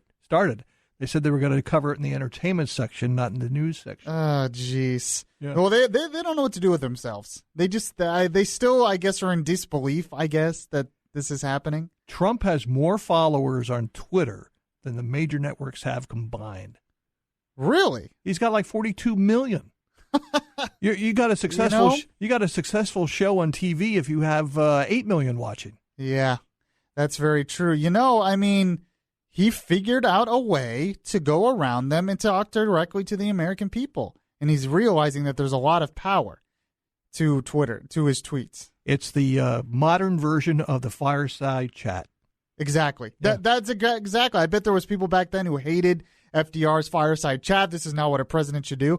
Personally, I love the tweets because I kind of like knowing what the president's thinking. Yeah, amen. With Obama, he was so aloof, so calculating. We never knew what he was thinking. But with Trump, he's not afraid to tell us what he's thinking. That doesn't mean I always agree with the things he's tweeting, but I at least appreciate that we can know what he's thinking. So, by the way, this is Beyond Reason Radio. I am your host, Michael Yaffee, the voice of reason, the voice of truth in a world that is beyond reason. That is Tom Benson producing, and you can call at 407-916-5400 or text to 23680. We did 2 hours of the show. If you missed the first 2 hours, talked a lot about the shooting in Fort Lauderdale, talked about the ramifications of that, of gun control, talked about the gun laws in the airports. If you missed any of the show, check out the podcast, which I will post after the show. The best way to get the podcast is Beyond Reason Radio app. You can download it at the Google Play or Apple App Store. And I also post the podcast on iHeartRadio. Just search Beyond Reason Radio on iHeartRadio. So I thought, despite what Don Lemon thinks, we are going to do a Twitter update, a Trump Twitter update. I did it on last night's show, and I figured it would be a good time to do and see what Trump is saying on Twitter. I feel like it needs like a theme song or something, like, I don't know, Trump Twitter update. I don't know. I gotta think of something. Maybe somebody out there who's listening can come up with a Trump Twitter update theme song so we can play it on the show. So I figured I would start with today's tweets. Well, it's actually kind of like a day ago, so like late last night. First one here, which I find very interesting. I'll let you know. I like to give him the tweets either no Yaffee thumbs up or one Yaffee thumb up or two Yaffee thumbs up on his tweets here. But we'll get your reaction as well, Tom, to this. He said, how did NBC get an exclusive look into the top secret report Obama was presented? Who gave them this report and why? Politics is what he says. Sure, and that was the report that he got today, and NBC had it yesterday. Yeah, hello. I have to admit that's a little crazy. You're talking about hacking, you're talking about intelligence and how intelligence needs to be kept secret. You're saying that this is not political, and then you're basically proving it is political. It's not exactly the best move by the intelligence community there. So I give that one 2 thumbs up, 2 Yaffee thumbs up from me. All right, next tweet. The Democratic National Committee would not allow the FBI to study or see its computer info after it was supposedly hacked by Russia. So how and why are they so sure about hacking if they never even requested an examination of the computer servers? What is going on? I'm a little, I don't really know all the details of that one. Don't bother me with all the facts, you know? Yeah. Take my word for it. We were hacked. Yeah, so he's saying he's very skeptical. I think I've said before it concerns me how much of a rush he's in to defend Russia. I guarantee you that the reason why he did not pick John Bolton as his Secretary of State is John Bolton's very tough on Russia. Mm-hmm. And I really, really think, I'm convinced now that that's why he did not pick him. That he picked Tillerson because Tillerson has a much better relationship with Russia. Did you see where he's going to resign from, what company was he with? Exxon? Exxon, yeah. Yeah. Yeah, and he's getting a nice severance pay. Oh, I'm sure. I'm sure. You know, if I were the CEO of Exxon, though, I would expect with how much money that company makes, sure, I would expect a nice severance pay as well. I don't think he's going to take a salary as Secretary of State. I think it's going to be like $1 or something. Yeah. That they have to do. All right. Next one. And this one is what's getting all the attention today. And we're going to talk more about this. He says the dishonest media does not report that any money spent on building the Great Wall for the sake of speed will be paid back by Mexico later. So I don't remember that exactly when Trump was campaigning. I didn't hear. Well, he said, we're going to build a wall and we're going to make them pay for it. He just didn't say. He just didn't say when. We're going to make them pay. The new thing is they're going to pay for it later. Yeah. They're going to pay us back, and it's probably going to be through NAFTA negotiations. Sure. Yep. Which is not quite Mexico paying for it. And by the way, I'm going to talk more about that tweet when he was attacking Toyota. That was yesterday, so I'm not going over yesterday's tweets. But I do want to talk about that as well because I got in an interesting Twitter exchange with a big-time Trump supporter on that. Mm-hmm. I think the one thing they're not thinking about with attacking Toyota for not building their plant here is Toyota's not an American company. Yeah. So when we start going down the road of attacking foreign companies of where they're building their plants, that opens up the door for them to start attacking American companies for not building plants in their country, and it's a very dangerous road. The devil is in the details. Yeah, exactly right. So we'll talk about that tweet later as well. Okay, next tweet by, I don't know what to give about the wall tweet. I don't really care if they build the wall, I don't really care how it gets done as long as it gets done. Sure. So I'm not necessarily against them not doing it by Mexico right away as long as they build it. I'd be shocked if they actually build it. It'd be great. So, I like what Ted Cruz always says. I heard him speak a couple weeks ago. He goes, here's the thing about walls. They work. That's what he says. When you look at a building and you look at a wall, it works. Yeah. I'm like, well, that's a good point. I like that. All right, next tweet here by Trump. Hillary and the Dems were never going to beat the passion of my voters. They saw what was happening in the last 2 weeks before and knew they were in big trouble, which is why they canceled their big fireworks at last minute. They saw a movement like never before. I actually agree with that. I thought that was very odd that the fireworks got canceled 2 days before the election. Yeah. They must have known something was coming up. Yeah, they had internal polls that were showing it. I have no doubt about that now. Not only that, but Joe Biden actually came out and admitted that he thought Hillary was going to lose during the campaign. He actually came out and admitted that. That was pretty surprising by me. So I give that one a big two Yaffee thumbs up because I think he's right. Here's the thing. Why did he put out that tweet today of all days? Because the Russian hacking story. The reason why he is so defensive, one of the reasons why he's so defensive of Russia and saying they didn't hack is because he is so defensive of him winning the presidency. He thinks this is an attempt, and it is by a lot, it is by some, that this is a total attempt to delegitimize his presidency. And, Trump's ego can't handle that. Yeah. You can't attack him and try to delegitimize his presidency and not expect him to fight back. I forget who posted it, but I saw a good tweet today on Twitter. The guy said Trump really didn't want to be president; he just wanted to win. And the way his ego is and everything, I can see that. Yeah, although he's been working. I don't agree with the work he's been doing, but I agree with most of it. I agree with him on Israel. Foreign policy. I agree with a lot of his cabinet picks. I agree with him trying to say we need to repeal Obamacare. He's been big on that recently. The thing I disagree with, and I've had from the beginning, is all this going after individual companies and telling them what to do with their businesses. I'm telling you, you don't want to give the president that much power. It is a very dangerous road to go down. All right, next tweet. He says, hopefully, he tweeted a lot today. He was on a Twitter firestorm today. Hopefully all supporters and those who want to make America great again will go to D.C. on January 20th. It will be a great show. So, all right, a lot of people, the Rockettes, some of them said they didn't want to do it. A lot of singers said they wouldn't do it. All of a sudden, they care about not using their services. I read where one member of the Mormon Tabernacle Choir refused to sing and quit. All right, that's one. But how many other members are there in that group? Yeah, 200? there's a lot. Yeah. Come on. Why does one person get so much publicity? Because it fits the narrative. Yeah, of course. Yeah. Of course. All right, next one, and this is very interesting. I don't know what to make of this one. Wow, the ratings are in, and Arnold Schwarzenegger got swamped or destroyed by comparison to the ratings machine, DJT, Donald J. Trump, of course. He said, so much for being a movie star, and that was season 1 compared to season 14. Now compare him to my season 1, but who cares? He supported Kasich and Hillary. So that's what he... Stay focused, Donald. Well, he's still like a producer of that show, so he's like bassing his own show. But see, his ego gets in the way. Mm-hmm. He can't handle that Schwarzenegger didn't support him, and now that Schwarzenegger ratings were low, he's of course going to use that to pump up his own ego and attack someone who didn't support him.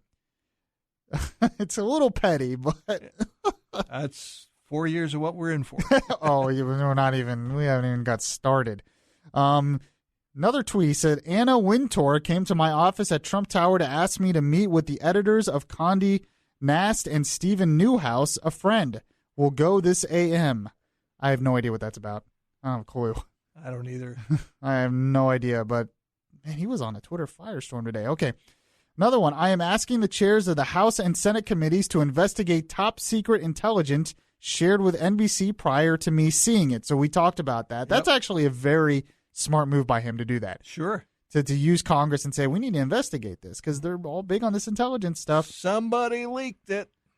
Yeah, leaks happen all the time with intelligence. You know that? Yeah. You notice that? Like, it's amazing. I don't know how we have any secrets anymore, to be honest with you. Another person said, the last tweet by Trump today was, monitoring the terrible situation in Florida. Just spoke to Governor Scott. Thoughts and prayers for all. Stay safe. So that was a good tweet. That was a very presidential tweet, I think. So give 2 Yaffee thumbs up for that one. You know what's very interesting about Trump's Twitter that I'm just noticing now? Mm-hmm. He only follows 42 people. I know. And I'm not on the list. I looked. Oh, yeah, he doesn't follow me either. That's not very nice. But he has 18.9 million followers, it says. Wow. But he only follow. I wonder who the 42 people are he follows. You think he would want to know information from other people and want to follow them? His daughter is one. A couple of the news networks are others. Oh yeah, you can look. Here we go. Yeah, he follows Reince Priebus, Roma Downey, executive producer of the Bible. Interesting. Yeah. He follows Trump Organization, of course. Sure. He follows Trump Golf. One of his daughters, Tiffany Trump. He follows Laura Ingraham, Mike Pence, of course, the official Trump team, Drudge Report. That's very, of course. Sure. Drudge Report's big supporter. Vanessa Trump, Laura Trump, Sean Hannity. Of course. Yeah. Fox Nation, that's a great site. I follow that as well. Corey Lewandowski, of course. Ann Coulter, not a surprise. Diamond and Silk, you remember them? They were the 2 black ladies. Oh, big black ladies who are big supporters. Yes. Their Twitter says President Trump's biggest supporters. That's what they call themselves. Yeah.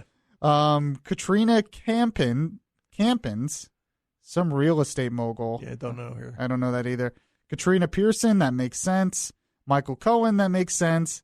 Fox and Friends, that makes sense. Melania Trump makes sense. Geraldo Rivera, he follows Geraldo Rivera. They're friends from way back. Yeah. Eric Bowling, that makes sense. Mark Brunette, that makes sense. Gary Player, some kind of philanthropist. What is this? Trump Waikiki, I guess one of his hotels. Trump National, a lot of Trump stuff. Trump Vegas Hotel, Trump Hotel, Trump Washington, D.C. Hotel, Trump Los Angeles, Eric Trump. So, he follows Bill O'Reilly. And Greta Van Susteren, who's going to be on MSNBC. And and like you said, Ivanka Trump. No, I'm not on the list, Tom. I wonder if he should take all his Trump properties off his Twitter list if he's going to be disassociated from his business interests. You know? Yeah, I'm sure the Democrats will use that just like they use everything else. All right, 479-1654. That was the Trump Twitter update. In the next segment, we have Joe Biden of all people, talking about Donald Trump. And we'll go over this whole thing with the wall and what he plans on doing and building the wall. This is Beyond Reason Radio. I'm your host, Michael Yaffee. We'll be right back.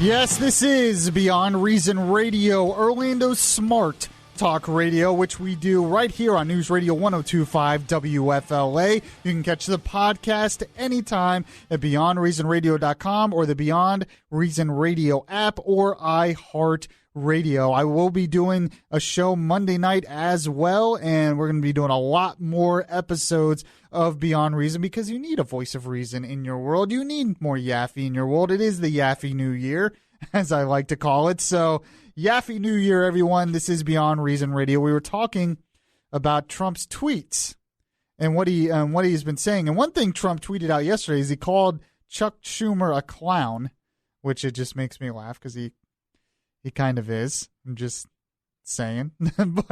but you were just going to have to expect more of that stuff from Trump. And another tweet we're going to talk about in a sec here is the idea that he is looking into how to pay for the wall, how to actually get the wall built, which a lot of people thought he was going to break that promise. Mm-hmm. Maybe not. Maybe he'll just break the promise of Mexico paying for it, but he says Mexico will just pay later. We build now, we pay later. But the other thing I thought was interesting is Joe Biden. Yeah. We have audio of him. He was in an interview, and he was asked about Trump, and he was asked about Trump's tweets, and he was asked about things that Trump has said. And what Joe Biden is amazing, especially coming from, him. This is what he said. The Democrats are dealing with a new reality and how this new president will communicate. The tweets. Just today, he called the Senate Minority Leader Chuck Schumer the head clown. Last week, he said, just like doing my best to disregard the many inflammatory President O statements and roadblocks, thought it was going to be a smooth transition, not in all caps. And an Grow up, Donald. Grow up. Time to be an adult. You're president. You got to do something. Show us what you have. You're going to propose it in legislation. We're going to get to debate it. Let the public decide. Let them vote in Congress. Let's see what happens. It's going to be much clearer what he's for and against and what we're for and against now that it's going to get down to actually discussing in detail these issues that affect people's lives. He told Donald Trump to grow up. This is Joe Biden. This is the human gaffe machine jokester himself, Joe Biden, telling somebody else to grow up.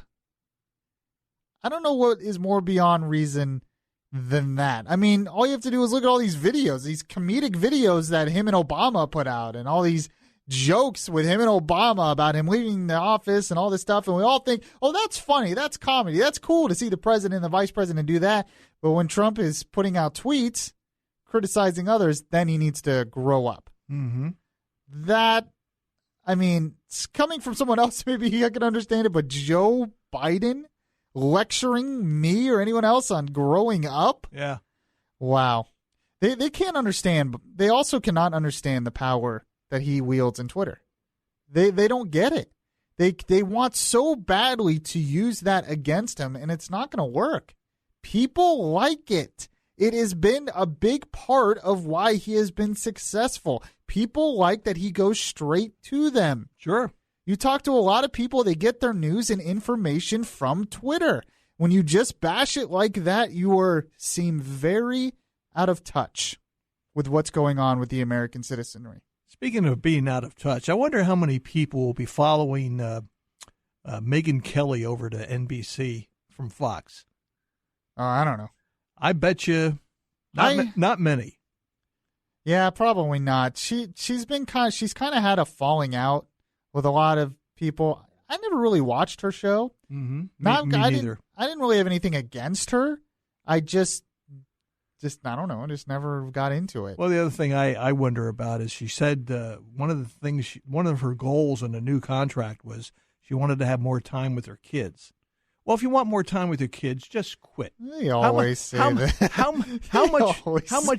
many millions can you make to be happy? If you have your 50 million or 100 million now, go spend time with the kids. You know, they always say that. It was one about money, but I think she wanted to be on network television. Mm-hmm. What really should have been obvious that this is the route she was going to go is when she did that special on Fox a few months ago, not on Fox News, but on actual Fox broadcast. Yeah. And it was, and the part with Trump, was there, and it wasn't even really that hard hitting. And the ratings were not good for it. No, because it wasn't, her success in the past year, a lot of it's because of Trump. She should probably thank Trump for it. But the whole thing wasn't very hard hitting, and I think now she's doing like a daytime TV show. Yep. She wants to be more of like an Oprah type person now. That is where she's going, I think. Well, good luck.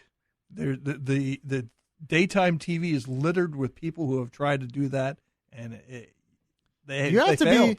You have to be pretty talented, and she's not personable. Right, she's really good at that hard hitting journalist type. She's one dimensional. Yeah, she's good at that lawyer hard-hitting type. She doesn't have one of the daytime TV shows that was very successful was Ellen. Mm-hmm. That's very successful. But that's because it's Ellen. That's because she has a personality and she's funny and she's interesting. And I don't see how Megyn Kelly, we'll see what happens. If she wants to do like a late night NBC thing as well. It's kind of like a 60 Minutes kind of thing or something. Like on a Sunday night. Well, the thing is, if you go up early against 60 Minutes, you're going to lose. The other thing is, September through the end of December, you have football on. And football makes them a lot of money with that pregame show that also starts at 7 o'clock. Oh, that's true. Where are they going to put her? I guess after the games. Isn't that when they usually do stuff like that? On the West Coast, maybe. But everybody here will be on the East Coast will be in bed. Yeah, there's so much to this. The other thing as well is media is changing, so you're not going to have it's just not going to have the impact. Well, the backstory is that NBC knew that she was also talking to ABC, and they wanted to keep her away from ABC. Why? Because they wanted her on NBC. Oh, okay. She's not too much of a good competitor, I suppose. But then again, a lot of people are saying CNN is the big winner in all this. Why is that? Because gets big ratings at 9 o'clock, and now she's gone, and CNN didn't have to spend any money to make it happen. Yeah, but it looks like Tucker Carlson's going to do well. Yeah, he's good. He was getting really big ratings at 7. Yeah. So he'll go to 9. I don't know how well that show at 7's going to do with Martha McCallum or whatever. Yeah, well, I think it's a 100-day tryout for her because it's called the first 100 days. Right, exactly. Yeah, we'll see what happens. I don't really see her in that kind of role. I don't know her that well. I haven't. I don't watch. She's on at 9 o'clock in the morning. Well, yeah, I see her because I leave the show here and it's on the TV. Yeah. I don't know. She does okay. I kind of like the girl after her. I forget her name now, but there's a reporter on that does a show after her that actually does really well. Yeah. She kind of looks like Katie Couric. I don't know, but there's a reporter after her that does really well. So in the next segment, I want to get into one of Trump's tweets and this Twitter conversation I got into about Trump attacking Toyota and why it really frustrates me that conservatives are not bothered by this. And the arguments I get from so-called conservatives and so-called Republicans who don't have a problem with Donald Trump going after individual businesses. Is this the role of government? 407-916-5400, text to 23680. This is Beyond Reason Radio. Subscribe to the Beyond Reason podcast today on your Stitcher app and hear the voice of reason anytime.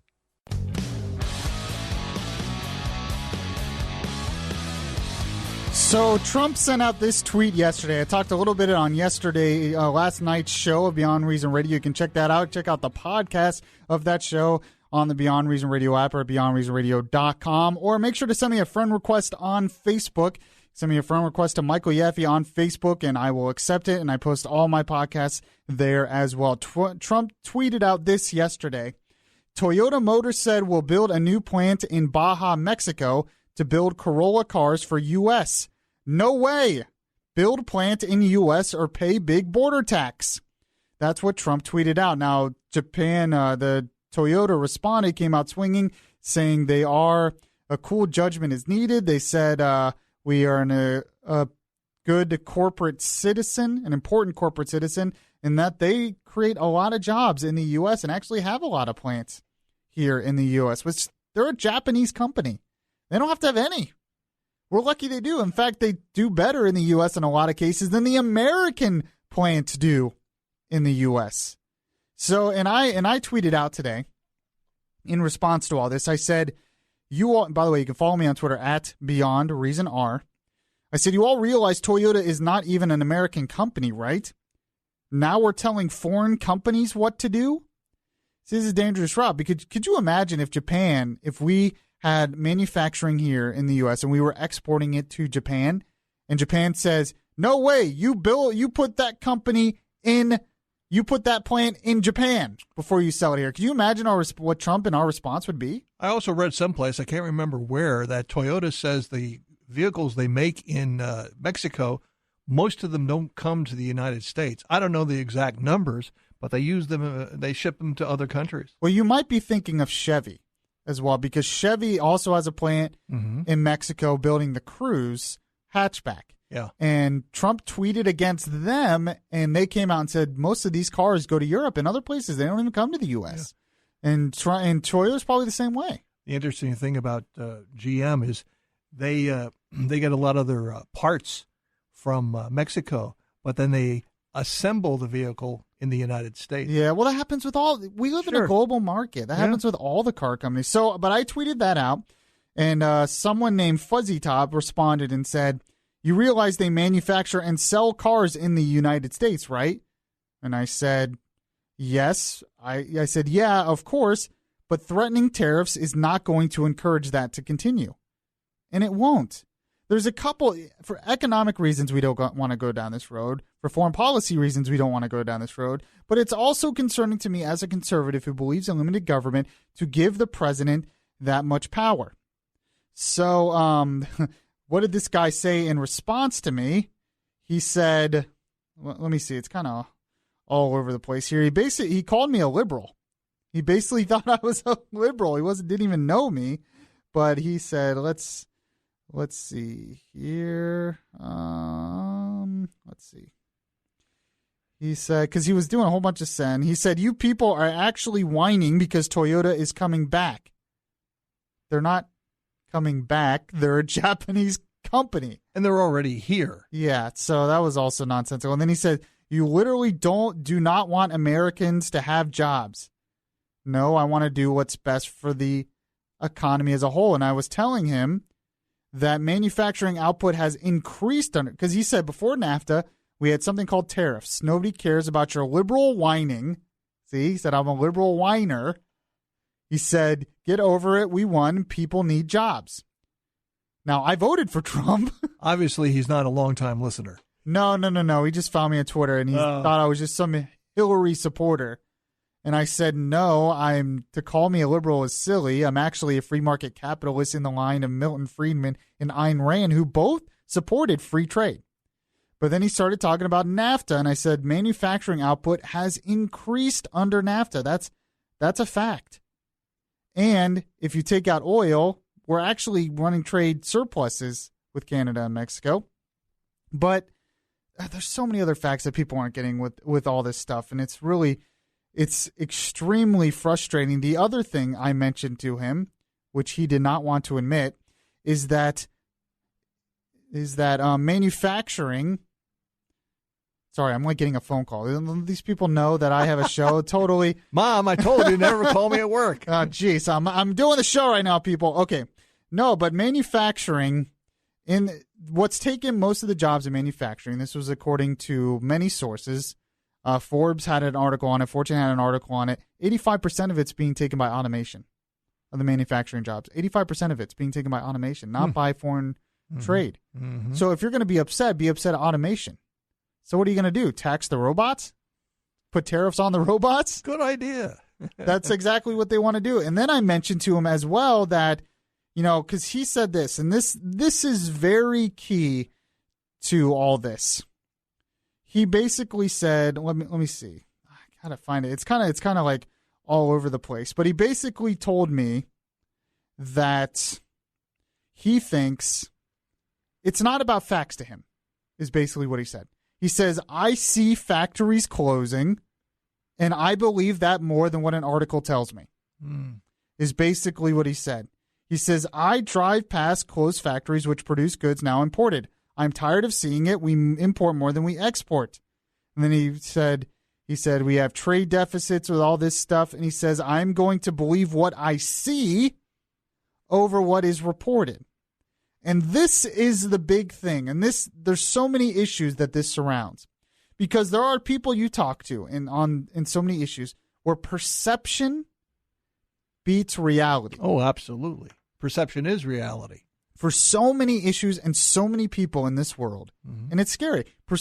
I could give him facts about how our manufacturing output is going up, about how the economy has grown so much since NAFTA and actually created more jobs. I could give them how automation is taking more of the jobs, how actually many of the manufacturing jobs are leaving China and going to other countries. Mm-hmm.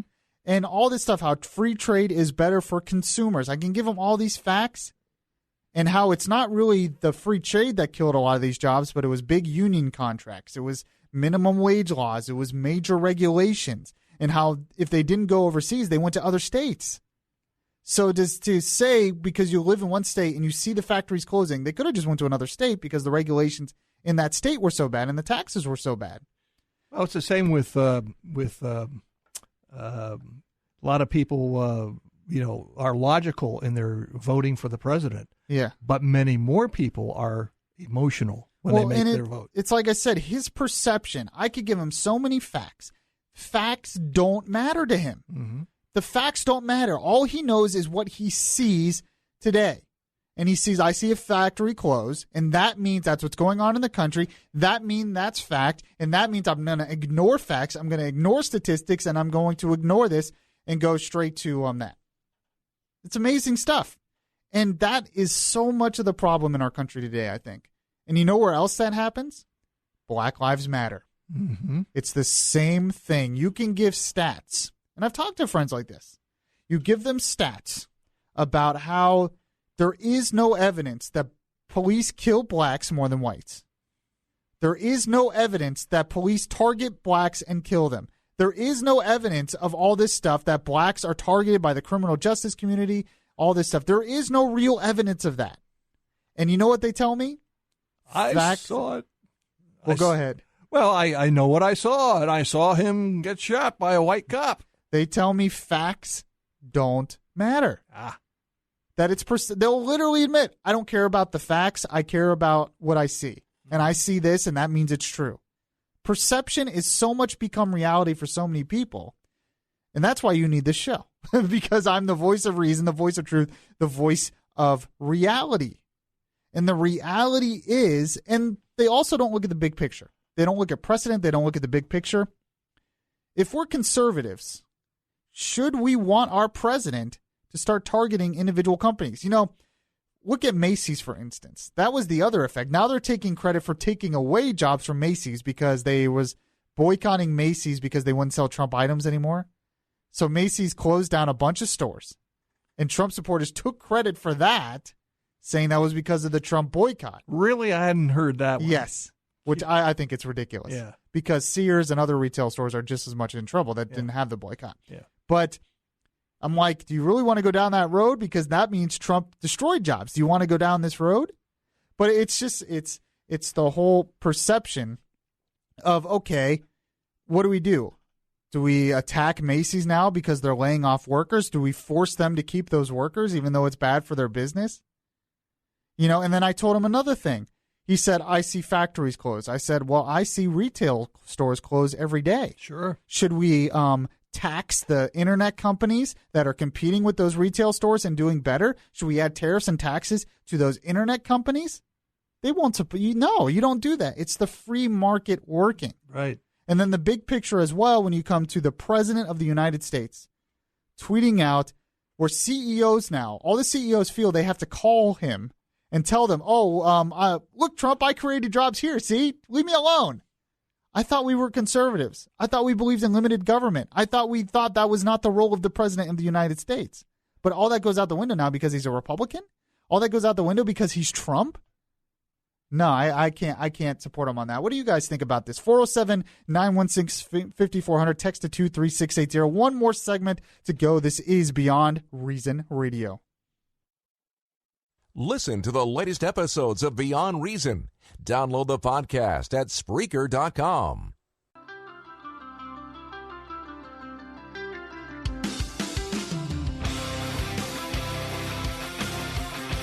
Welcome back to the show, everyone. This is Beyond Reason Radio. I'm your host, Michael Yaffee. We've been doing the show since 6 o'clock. If you missed any of the show, we had some good reports on what happened in Fort Lauderdale with the shooting out there. If you missed any of the show, make sure to check out the podcast of the show. Just go to beyondreasonradio.com or download the Beyond Reason Radio app. I have a Beyond Reason, a little bit of a lighter Beyond Reason story that I'm going to get to in a second, but I wanted to get to this. I just want to report that Reuters is reporting that the Donald Trump transition team has requested documents and analysis from the Department of Homeland Security to assess all assets available for border wall and barrier construction on both the northern and southern borders, which is kind of interesting. You don't hear much about the northern border. Even better, they asked for copies of every executive order and directive sent to immigration agents since Obama took office in 2009. That's going to be a big pack of executive orders, I think. I thought Canada was building the wall to our north to keep celebrities out. Yeah, we'll just let them do that. That's probably true. It says the team also asked about the department's capacity for expanding immigrant detention and about an aerial surveillance program that was scaled back by Obama but remains popular with immigration hardliners. And it asked whether federal workers have altered biographic information kept by the department about immigrants out of concern for their civil liberties. The requests were made in December 5th, meeting between Trump's transition team and the Department of Homeland Security officials, according to an internal agency memo reviewed by Reuters. So I thought that was pretty interesting. So it looks like he wants to keep his promise to secure the border and build a wall. He needs to do that if he wants to keep his support, because that was his big thing. In the beginning was building the wall. Yeah, I wonder how tall they're going to make it, because there are sections of the border now that have fences up, but they're not that high. They're like only 10 feet or so. I mean there are some places that have really good fences, double fences and everything that were in those areas don't get a lot of illegal immigrant activity. So very interesting. All right, let's get to this last story that is definitely pretty beyond reason. Have you heard of man buns? Yes. Do you know what a man bun is? I do, and I think they look hideous. They're awful. They're terrible. Let's see. A man bun, if anyone doesn't know, it's that haircut where you have like a bun on the back of the hair. You have like a hair tie, and it makes it into a bun and all that. And you see, I see it a lot with people who work in restaurants and stuff like that. Now, that makes sense, Well, yeah, because they want their hair out of their food and stuff. Exactly. But no, it's a hair. Well, Washington, D.C. restaurant gives George Washington a man bun. Oh, geez. Yep. And just the latest example of why hipsters ruin everything, I got this from the Daily Wire. A new D.C. eatery decided to commission a painting of one of the greatest Americans to have ever lived to be portrayed as if he were part of one of the most annoying generations to ever live. The hipster generation, I guess. Dan Simmons, co-owner of Farmers and Distillers, a restaurant, bar, and distillery located in Washington, D.C. Chinatown neighborhood, explained that if George Washington were here today, if he were hipster cool, and this was his place, and he was presiding over the dining room, what would he look like? They asked himself. The owners then tasked local artist Nathan Loda to paint America's founding father as a 25-year-old millennial worthy of a punch in his smug man bun wearing face. That's what the writer of the Daily Wire says. Oh, geez. You got to see the picture. They have I was going to say, do they have an illustration of this? Oh, if you go to Twitter at Washingtonian, Washingtonian, they have a picture of the painting. Yeah, I want to punch him in his face. And I'm a millennial. Well, I'm an older millennial, but still. According to the magazine, Simon says he tasked his employees with finding photos of handsome, cool hipster dudes with a cool vibe. They then narrowed down the pool to photos that reminded them of Washington. Simons gave those images to Loda to work, yada, yada, yada. I love the writer of this article. He says, if that doesn't make you lose your appetite, nothing will. This is very exit thought from historian David McCullough. When the war was last over, Washington, and one of the most important events in our entire history, turned back his command to Congress. No conquering general had done that before. When George III heard that Washington might do this, King George said, if he does that, he will be the greatest man in the world. And he did all that without a man bun. How about that? So there you go. You got to see this picture, Tom. It's quite because it's not just the man bun; it's what he's wearing and how he's looking. And is a man bun supposed to make you appear to be sensitive? Is it to meet chicks, or what is it? I don't know. You know, when I was growing up, they said that about guitar players. The reason you play a guitar is you want to meet girls. I guess it makes you look like a chick, in my opinion, but I don't know. There's a lot of things. I mean, I'm part of the older part of the millennial generation. These young millennials, they make me feel so old. Kids today. I know, right? They make me feel so old with some of this stuff. I'm like, what are these kids doing today? And their man buns. All right, I thank you all for joining me. Make sure to check out the podcast of the show if you missed any of the show. This is Beyond Reason Radio. I'm your host, Michael Yaffee. I will be back Monday night for another edition of Beyond Reason Radio. Check you guys in. To a conscience knowing so well that nothing comes from indifference, I look inside